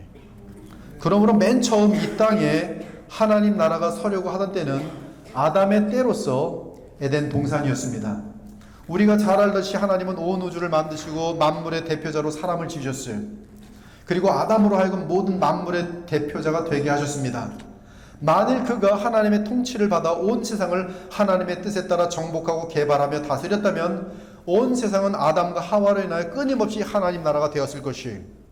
만일 그들이 선악과를 먹지 않고 하나님께 순종하였다면 그들은 영생을 하였을 것이고 그들의 손길과 발길이 닿는 곳마다 영원토록 하나님의 축복과 사랑이 넘쳤을 것입니다. 만일 아담이 하나님께 철저하게 순종하는 부왕의 역할을 제대로 감당하였다면 하나님의 나라는 에덴으로부터 시작하여 온 우주로 확장되었을 것이, 그러나 아담을 통하여 세우려고 했던 하나님 나라는 이 땅에 서지 못했습니다. 아담은 피조물의 왕으로 있으면서 하나님의 뜻에 순종하여 온 세상을 다스리기보다 도리어 하나님과의 언약을 깨뜨리고 사탄의 편에 서서 하나님께 반란을 일으켰습니다. 이에 하나님의 나라였던 에덴은 세상으로 퍼지지 못하고 감추어졌고 도리어 이 세상은 죄와 사망과 사탄이 지배하는 영역이 되어버렸어요. 사람은 물론이고 동물계를 비롯한 모든 피조물의 저주가 임하였고 무질서와 신음과 고통과 저주가 온 세상에 나타나게 되었습니다. 그러나 하나님은 창세로부터 뜻하신 하나님 나라를 포기할 수 없으셨습니다. 따라서 하나님은 인류의 역사를 끝내지 않으시고 계속 이 땅에 하나님의 나라를 세우시려는 준비 작업을 하셨어요. 먼저 노아를 통해 옛 세상을 쓸어버리셨으며 나아가 아브라함을 통해 믿음의 자녀들을 낳기 시작했습니다. 그리고 야곱을 이스라엘로 삼아 큰 민족을 이루게 하셨어요. 하나님은 마침내 이스라엘 민족이 다윗 왕조에 이르렀을 때 하나님 나라를 다윗 왕의 후손을 통해 세우시겠다고 언약하셨어요. 사무엘하 7장은 하나님 나라의 기원입니다. 영원한 하나님의 언약이에요. 이때 다윗에게 하신 언약은 하나님 나라가 어떻게 이 땅에 영원히 세워질 것인지에 대한 매우 구체적인 예언이었어요. 바로 사무엘 7장 12절과 16절을 보니 내 수완이 차서 내 조상들과 함께 누울 때에 내가 내 몸에서 날 내 씨를 내 뒤에 세워 그의 나라를 견고하게 하리라. 내 집과 내 나라가 내 앞에서 영원히 보존되고 네 왕위가 영원히 견고하리라 하셨다 하라. 이 선지자 나단을 통해서 주신 하나님의 다윗 언약은 1차적으로는 다윗의 아들 솔로몬 왕국을 의미하지만 궁극적으로는 창세 때 하나님께서 뜻하신 하나님 나라를 다윗의 어떤 후손으로 하여금 왕을 세워 영원한 나라로 세우시겠다는 언약이에요. 물론 솔로몬이 하나님을 온전하게 순종하였다면 그의 나라는 오랫동안 지속되었을 것입니다. 그러나 우리가 잘 알듯이 솔로몬이 완전하게 하나님께 순종하는 것은 불가능합니다. 도리어 솔로몬은 타락하여 우상을 섬겼고 다윗의 통일나라는 남북으로 찢기게 되었습니다. 결국 불순종의 죄악으로 인하여 북이스라엘은 아수르 제국에 멸망하여 역사 속에서 사라졌고 남유다는 바벨론 포로가 되었습니다. 따라서 하나님이 다윗과 하신 일방적인 언약은 사라지는 것처럼 보였습니다. 그러나 믿음의 사람들은 하나님이 하신 이 다윗의 언약을 기억하며 다윗의 그 후손을 기다리기 시작했어요. 그리고 그 후손을 메시아라고 부르기 시작했습니다. 이사야 55장 3절에서 5절 보니까 이렇게 돼 있어요. 너희는 귀를 기울이고 내게로 나와 들으라. 그리하면 너희의 영혼이 살리라. 내가 너희를 위하여 영원한 언약을 맺으니 곧 다윗에게 허락한 확실한 은혜니라. 보라, 내가 그를 만민에게 증인으로 세웠고 만민의 인도자와 명령자로 삼았나니 보라, 네가 알지 못하는 나라를 네가 부를 것이며 너를 알지 못하는 나라가 네게로 달려올 것은 여호와 네 하나님 곧 이스라엘의 거룩하신 이로 말미암음이니라. 이는 그가 너를 영화롭게 하였느니라. 다윗에게 허락한 확실한 은혜는 다윗의 후손으로 오시는 메시아에 대한 언약을 의미합니다.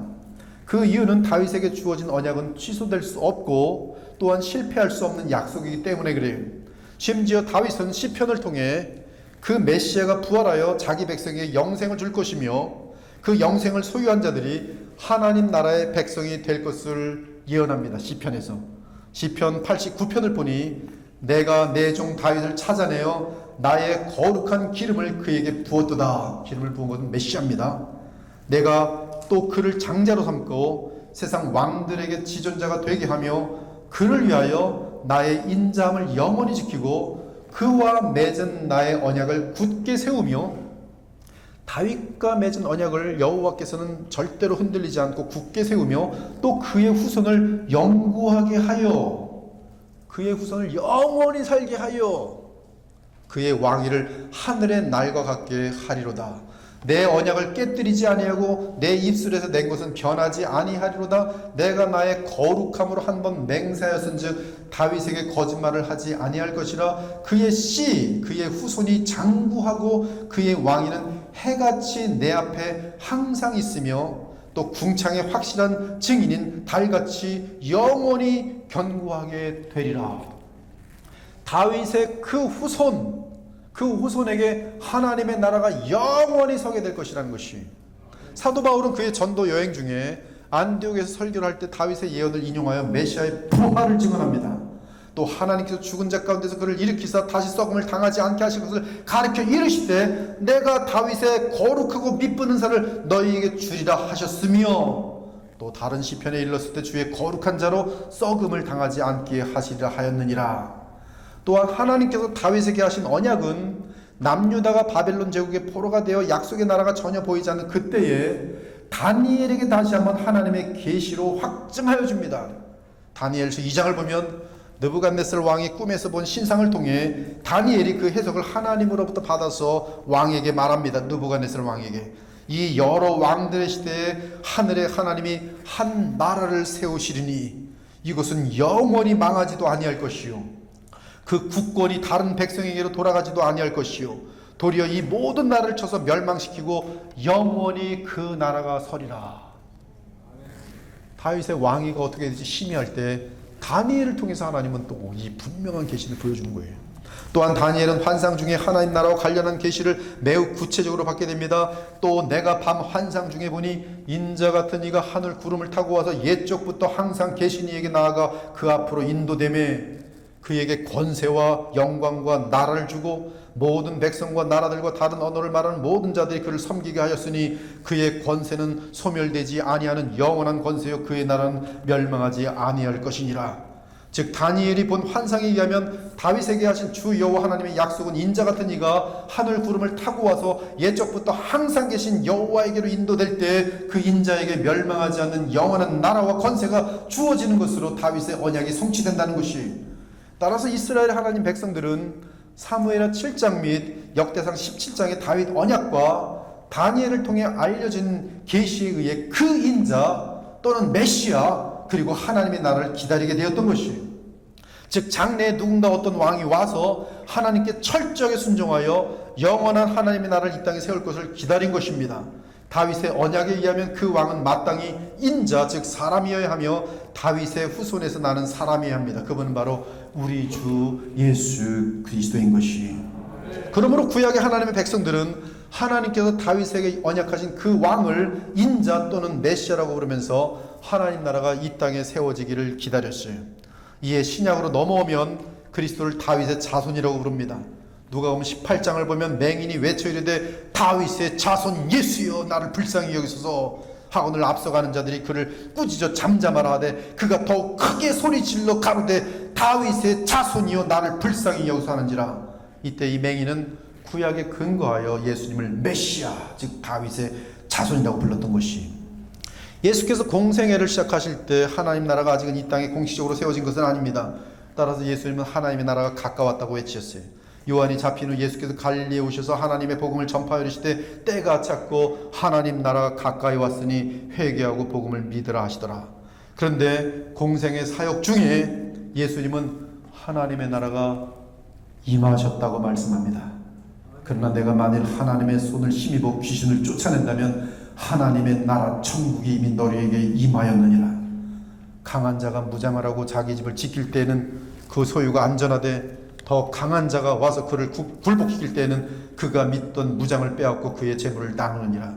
이는 하나님 나라의 왕이신 예수께서 이 땅에 오셔서 하나님의 권능을 힘입어 귀신을 쫓아내고 있으니 예수 그리스도 안에서 하나님의 나라가 이미 너희 가운데 임하였다는 뜻이, 이렇게 하여 예수님은 자신이 다윗 언약이 말하는 그 왕임을 분명하게 하신 것입니다. 이처럼 예수님은 자신이 다윗의 후손이며 또한 다니엘이 말한 그 인자라는 사실을 무척이나 강조하셨어요. 이는 예수님 자신이 인간으로서 하나님이 언약하신 하나님 나라를 이 땅에 세우는 장본인, 즉 주인공인 사실, 곧 메시아라는 사실을, 그리스도라는 사실을 가장 분명하게 드러낸 것이, 그러므로 하나님 나라를 설교한다는 것은 바로 이 메시아가 하나님 나라의 왕이라는 사실을 알려주는 것이, 주의 백성은 그 왕을 순종하고 더 받들고 영광을 돌려야 돼요. 그분은 둘째 아담이며 마지막 아담이, 그분 안에서 하나님과 통일되면서 하나님이 가지신 모든 생명과 축복을 다 부여받도록 되어 있어요. 영원히, 영원히. 예수께서 하나님 나라와 관련해서 하신 가장 중요한 말씀은 마가복음 4장입니다. 또 이르시되 하나님의 나라는 사람이 씨를 땅에 뿌린 것 같으니 그가 밤낮 자고 깨고 하는 중에 씨가 나서 자라되 어떻게 그리 되는지를 알지 못하느니라. 땅이 스스로 열매를 맺되 처음에는 싹이요 다음에는 이삭이요 그 다음에는 이삭의 충실한 곡식이라 열매가 익으면 곧 낯을 대나니 이는 추수 때가 이르렀습니다. 이 하나님 나라가 이 땅에 서는 도구는 복음이라고 지금 알려주고 있어요. 그리고 복음의 핵심은 그리스도의 십자가 속량과 부활입니다. 즉 예수님의 말씀에 의하면 천국 복음에 의해 하나님 나라가 공식적으로 이 땅에 도래할 것이며 그 나라는 추수할 때까지 계속 확장된다는 사실이에요. 그리고 그 나라는 인자이신 예수 그리스도가 하나님께로부터 왕위를 받는 그때 공식적으로 출범할 것을 말씀하신 것입니다. 그렇다면 예수께서 언제 하나님 나라의 왕위를 받았는지가 대단히 중요한 이슈가 돼요. 예수께서 인자와 그리스도로서 왕위를 받으신 때는 하나님의 율법을 완전하게 이루신 후에 십자가에서 그의 귀한 보혈을 흘려 자기 백성의 죄값을 대신하여 치르신 직후였습니다. 성경을 살펴보면 사무엘하 7장의 다윗 언약과 다니엘 7장의 하나님 나라의 성취는 십자가의 구속을 이루신 예수님의 선포에서 확증되었어요. 예수께서 나와 말씀하여 이르시되 하늘과 땅의 모든 권세를 내게 주셨으니 그러므로 너희는 가서 모든 족속을 제자로 삼아 아버지와 아들과 성령의 이름으로 세례를 베풀고 내가 너희에게 분부한 모든 것을 가르쳐 지키게 하라. 볼지어다 내가 세상 끝날까지 너희와 항상 함께 있으리라 하시니라. 주 예수께서 말씀을 마치신 후에 하늘로 올려지사 하나님 우편에 앉으시니라. 그런데 하나님 우편에 앉으신 증거가 무엇입니까? 부활하신 예수 그리스도께서 승천 직전에 말씀하셨어요.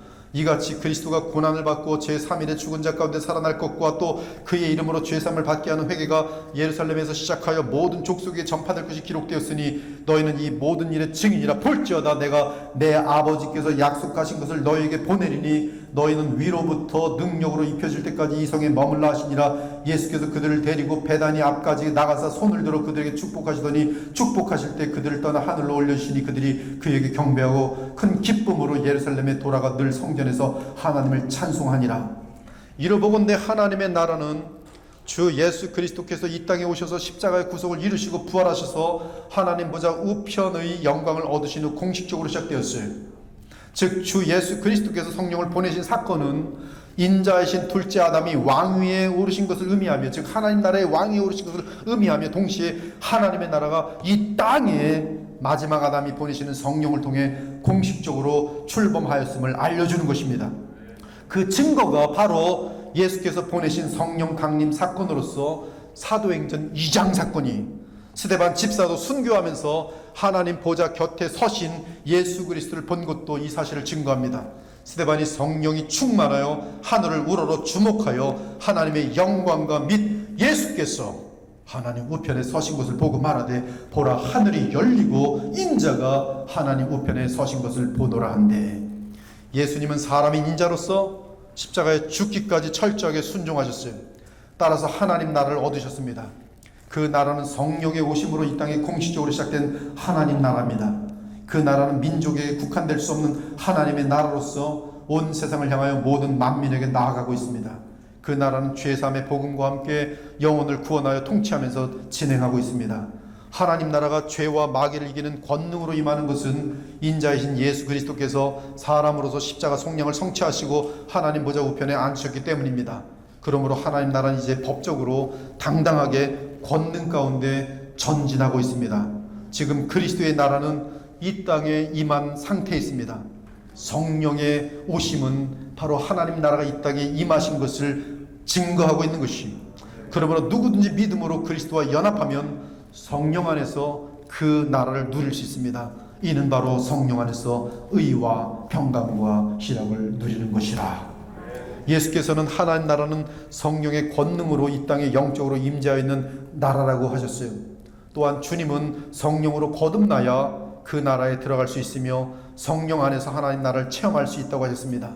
진실로 진실로 내게 이르노니 사람이 거듭나지 아니하면 하나님의 나라를 볼 수 없느니라. 니고데모가 이르되 사람이 늙으면 어떻게 날 수 있사옵나이까? 두 번째 모태에 들어갔다가 날 수 있사옵나이까? 예수께서 대답하시되 진실로 진실로 내게 이르노니 사람이 물과 성령으로 나지 아니하면 하나님 나라에 들어갈 수 없느니라. 개혁주의에서 가장 중요한 개념은 하나님 나라가 예수님의 구속사역의 완성으로 인하여 성령과 함께 이 땅에 이미 임하였지만 아직 물리적으로 도래하지 않았다는 것이, 그래서 already not yet, 하나님의 나라는 이미와 아직의 긴장 사이에 있습니다. 그러므로 천국은 아직 물리적으로는 이루어지지 아니한 미래적 사건이지만 이미 성령 안에서 이 땅에 와 있는 나라입니다. 사실 하나님 나라는 창세 이래 예배되어 있었던 나라로서 예수님의 재림과 함께 새하늘과 새 땅에 실제로 영원히 서게 되는 나라가 될 것이, 하나님 나라가 임한 직후에 베드로가 던진 첫 설교는 우리에게 대단히 중요합니다. 그 이유는 베드로의 설교는 예수 그리스도의 죽음과 부활의 의미를 성령의 오심과 함께 다윗에게 언약하였던 하나님 나라의 도래라고 분명하게 선포하고 있기 때문에 그래요. 하나님께서 그를 사망의 고통에서 풀어 살리셨으니 이는 그가 사망에 매여 있을 수 없었습니다. 다윗이 그를 가리켜 이르되 내가 항상 내 앞에 계신 주를 배웠으며 나로 요동하지 않게 하기 위하여 그가 내 우편에 계시도다. 그러므로 내 마음이 기뻐하였고 내 혀도 즐거워하였으며 육체도 희망에 거하리니 이는 내 영혼을 음부에 버리지 아니하시며 주의 거룩한 자로 썩음을 당하지 않게 하실 것이미로다. 주께서 생명의 길을 내게 보이셨으니 주 앞에서 내게 기쁨이 충만하게 하시리로다 하였으므로 형제들아 내가 조상 다윗에 대하여 담대히 말할 수 있노니 다윗이 죽어 장사되어 그 묘가 오늘까지 우리 중에 있도다. 그는 선지자라. 하나님이 이미 맹세하사 그 자손 중에서 한 사람을 그 위에 왕 위에 앉게 하리라 하심을 알고 미리 본고로 그리스도의 부활을 말하되 그가 음부에 버림이 되지 않고 그의 육신이 썩음을 당하지 아니하시리라 하더니 이 예수를 하나님이 살리신지라. 우리가 다 이 일의 증인이로다. 하나님이 오른손으로 예수를 높이심에 그가 약속하신 성령을 아버지께 받아서 너희가 보고 듣는 이것을 부어주셨느니라. 다윗은 하늘에 올라가지 못하였으나 친히 말하 이르되 주께서 하나님께서 내 주에게 예수 그리스도 자신의 씨로 나시는 하나님의 아들 내 주께 말씀하시기를 내가 네 원수로 네 발등상이 되게 하기까지 너는 내 우편에 앉아 있으라 하셨다 하였으니 그런즉 이스라엘 온 집은 확실히 알지니 너희가 십자가에 못 박은 이 예수를 하나님이 주와 그리스도가 되게 하셨느니라. 이때 하나님 나라에 대한 베드로의 설교에 대한 청중의 반응이 기록되어 있어요. 그들이 이 말을 듣고 마음에 찔려 베드로와 다른 사도들에게 물어 이르되 우리가 어찌할꼬 하거늘 베드로가 이르되 너희가 회개하여 각각 예수 그리스도의 이름으로 세례를 받고 주의 상을 받으라. 그리하면 성령의 선물을 받으리니 이 약속은 너희와 너희 자녀와 모든 먼 데 사람 곧 우리 주 하나님이 얼마든지 부르시는 자들에게 하신 것이라 하고 또 여러 말로 확증하여 권하여 이르되 너희가 이 패역한 세대에서 구원을 받으라니 그 말을 받은 사람들은 세례를 받음에 이날에 신도의 수가 3,000이나 더하더라. 우리는 베드로처럼 하나님 나라를 설교해야 합니다. 하나님 나라를 설교하는 건 너무너무 신나요. 너무너무 아름답고 그 나라는 아직 우리에게 지금 물리적으로 임하지 않고 영적으로 임한 나라로서 신비하기가 이루 말할 수 없어요. 근데 하나님 나라는 우리가 영원히 살게 될 나라고 또 이미 살고 있는 나라이기 때문에 성령 안에서 우리가 누려지는 나라이기 때문에 하나님 나라를 예수 그리스도의 십자가의 죽으심과 부활과 함께 설교할 때 주의 백성들은 그 모든 어떤 상황 가운데서도 오늘 하박처럼 찬송을 부를 수밖에 없는 거예요. 하나님 나라예요. 하나님 나라. 돈 아무리 많아도 지옥입니다. 권력 아무리 많아도 지옥이에요. 건강이 있어봤자 죄밖에 안 씁니다. 얼굴들이 어두워져요. 그러나 하나님 나라는 이 세상에 있는 그러한 조건들하고 무관합니다. 그리스도 안에서 누려지는 하나님 나라는 너무너무 감사한 것이에요. 즉 부활하신 예수 그리스도의 십자가의 도를 통해 죽은 영혼들을 살리는 것이 하나님 나라입니다. 그렇다면 죽은 영혼들이 그 나라에 들어오도록 죄를 회개하고 십자가에 속량하시고 살아계신 그리스도를 믿도록 권하는 것이 하나님 나라를 설교하는 것이며, 이미 그 나라에 들어온 자들에게는 주와 그리스도가 되신 그리스도께 성령 안에 순종함으로 말로 다 표현할 수 없는 의와 평강과 희락을 누리도록 하는 것이 하나님 나라를 전하는 것이, 그러므로 설교자는 예수 그리스도의 주와 그리스도 되심을 설교해야 합니다. 그렇게 설교하면 청중들은 주 예수 그리스도에 향한 감사 때문에 더욱 죄와 사탄을 물리치는 순종의 삶을 택하며 하나님 나라를 믿음으로 누리게 되는 것이, 또한 삶의 모든 영역에서 그리스도의 통치가 임하도록 주의 영에 순종하고 말씀과 기도로 더욱 그리스도와 연합하여 살게 되는 것입니다. 그러면서 계속 주의 영을 따라 영광에서 영광에 이르며 그리스도의 형상으로 변화되는 것이, 주는 영이시니 주의 영이 계신 곳에는 자유가 있느니라. 지금 제가 여러분에게 읽어드린 이 한 구절은 저한테는 지금 보통 큰 감동이 아니에요. 우리 주 예수 그리스도는 영이시니 주의 영이 계신 곳에는 자유가 있느니라. 죄로부터의 자유, 모든 저주로부터의 자유, 모든 염려로부터의 자유, 하나님 나라가 임하는 것이, 우리가 다 수건을 벗은 얼굴로 거울을 보는 것 같이 주의 영광을 보며 그와 같은 형상으로 변화하여 영광에서 영광에 이르니 곧 주의 영으로 말미암음이니라. 이제 잠깐 남은 시간을 통해서 잘못된 설교, 지금 이러한 어떤 스탠다드, 복음을 중심으로 한 설교를 우리가 마음속에 새겨나갈 때, 그러면 이것과 상대적으로 그릇된 설교가 쉽게 드러납니다. 이 마지막 때의 가장 악한 현상 중에 하나는 거짓 선자들의 등장이에요. 그런데 거짓 선자들의 주된 특징은 하나님의 말씀을 감하거나 빼는 것입니다. 이는 사탄의 전형적인 역사예요. 거짓 선자들에게 한결같이 나타나는 뚜렷한 현상은 하나님의 이름을 남용하고 하나님의 계시를 왜곡하는 것입니다. 구약의 신명기 13장 1절에 3절은 거짓 예언자를 분별하는 결정적인 사항을 알려주는데, 이거 잘 들으셔야 돼요. 신명기 13장 1절 3절은 가짜 선자를 그냥 알려줍니다. 간단해. 그래서 뭐냐면 다른 신을 섬기자고 유혹하는 것이에요. 그럼 무조건 가짜예요. 너희 중에 선자나 꿈꾸는 자가 일어나서 이적과 기사를 내게 보이고, 선자가 능력을 나타내. 죽은 자도 살리고 막 병든 자도 치유하고 사람들이 깜짝깜짝 놀라는 놀라운 일들을 막 예언도 하는데 예언들이 막 성취되고, 그가 말한 모든 기적과 이사가 이루어지고, 그런데 너희가 알지 못하는 다른 신을 우리가 따라 섬기자고 말할 때 그들은 가짜예요. 예언이 틀리던 말던, 능력이 있든 말든, 성경이 제시하는 예수 그리스도를 잊고 멀어지게 하거나 다른 신 또는 타종교와 혼합하려는 시도를 하는 자는 거짓 선자입니다. 그러므로 지금 이 시대에 종교 다원화를 지지하는 목사들은 거짓 예언자들이에요. 예수님께서 경고하셨습니다. 거짓 선자가 많이 일어나 많은 사람을 미혹하겠으며 거짓 그리스도들과 거짓 선자들이 일어나 큰 표적과 기사를 보여 할 수만 있으면 택하신 자들도 미혹하리라. 우리는 표적과 기사가 나타나면 참종이라고 믿습니다. 그러나 그렇지 않아요.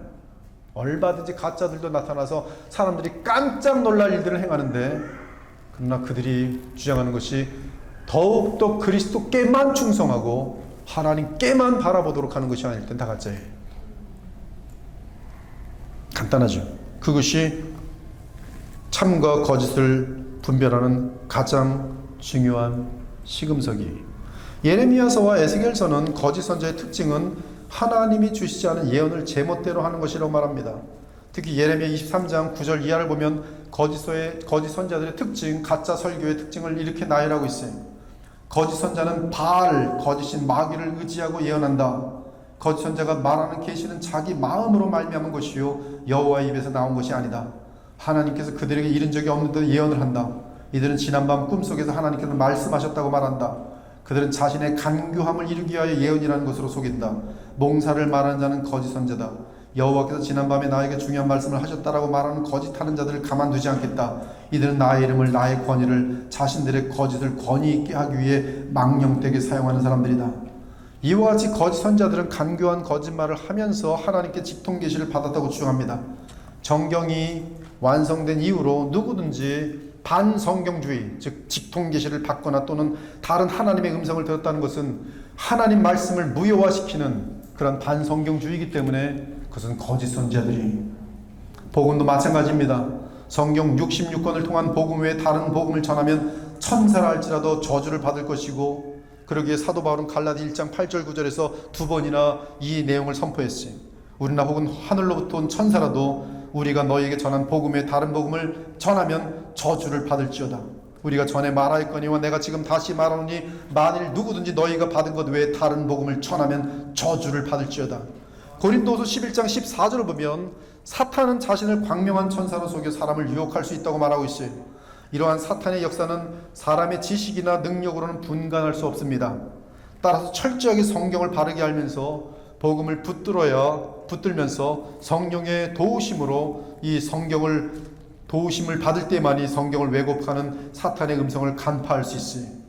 거짓 선자의 등장은 말세가 되어갈수록 가장 뚜렷한 현상이 될 것이라고 우리 주께서 말씀하셨어요. 지금 한국에도 정말 많은, 요새는 더 많아졌어요. 거짓 예언자들과 거짓 선생들이 있습니다.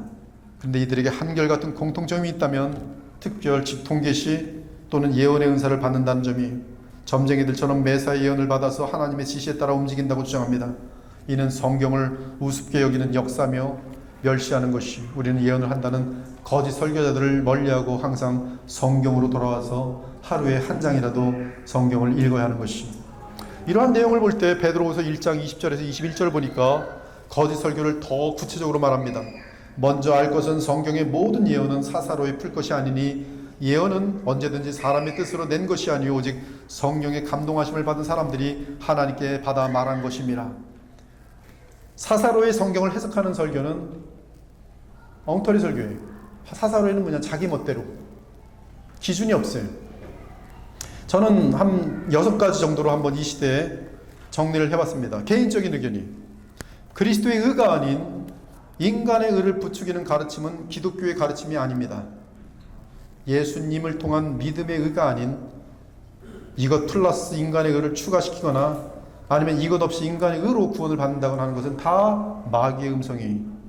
인간의 의를 부추기는 설교는 예수 그리스도를 바라보며 의지하게 하기보다 인간의 의지를 부추겨 스스로의 힘으로 선행을 이루도록 합니다. 하지만 이러한 내용은 복음의 능력과 복음의 은혜와 상충되는 인본주의적인 가르침일 뿐입니다.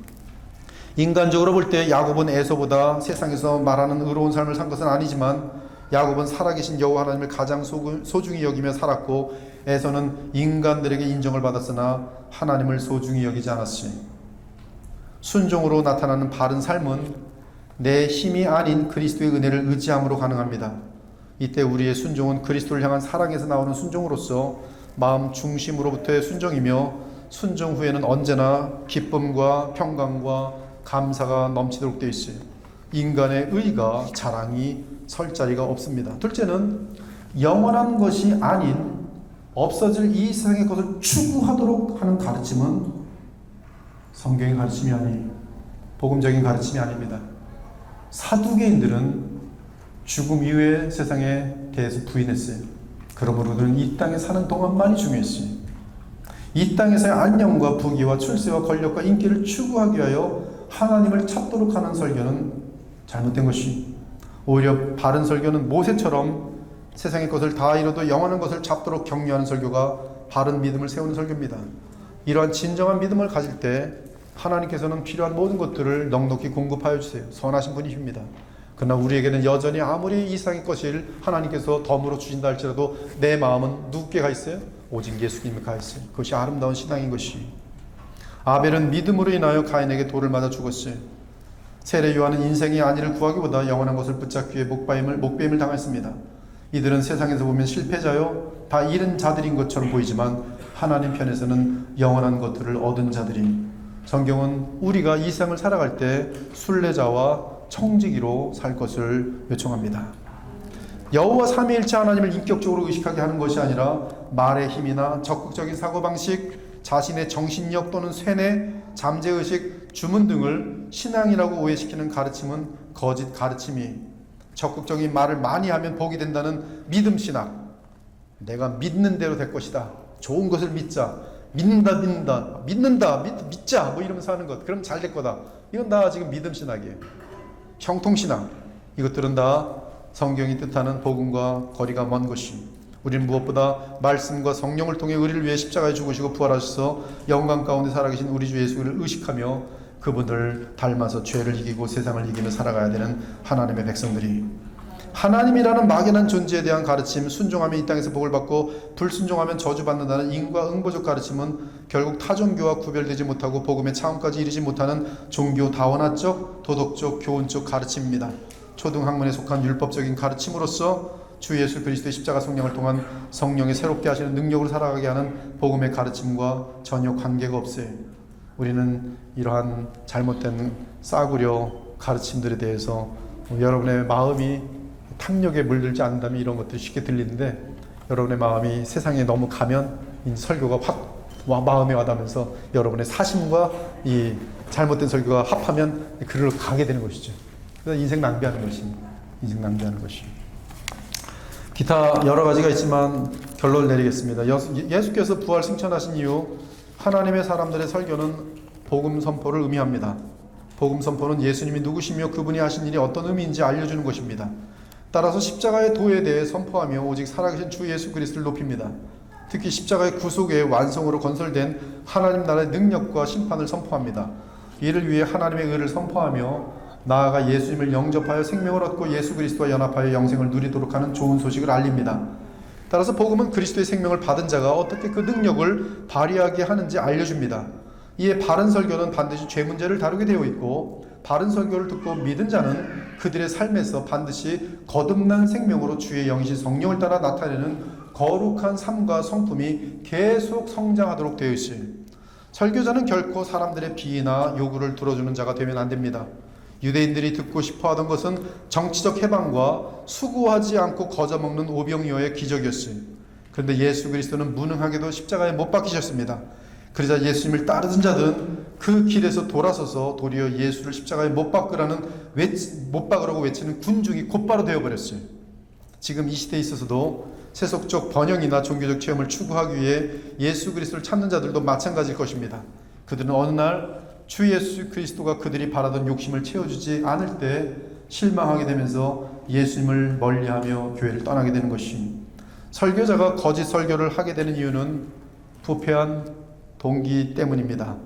교회 부흥을 통한 자기 세력 확장이 동기가 될 때 성경의 내용을 감하거나 더하게 되고, 또한 자신의 야망 및 자신을 유익을 추구하려고 할 때 성경을 자의로 해석하도록 되어 있어요. 그리고 설교자 자신이 반복되는 죄성이 있을 때는 성경에서 죄의 문제, 자기와 관련된 죄 문제는 설교하지 않습니다.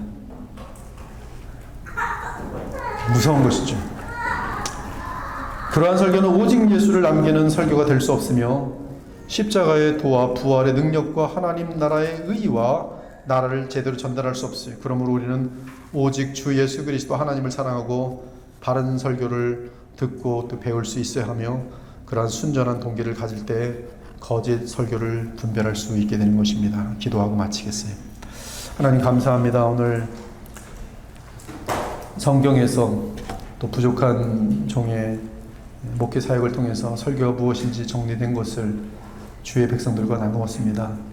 이 말씀을 통해서 사랑하는 주의 백성들이 옳고 그름을 잘 분별하고 깨끗하고 맑은 주님의 음성을 들으면서 같이 예수님을 닮아가고 이 땅에서 하나님의 나라를 위해서 귀하게 쓰임받을 수 있는 그런 주의 귀한 자녀들 다 될 수 있도록 복 내려 주시옵소서. 예수 그리스도 이름으로 기도합니다. 아멘.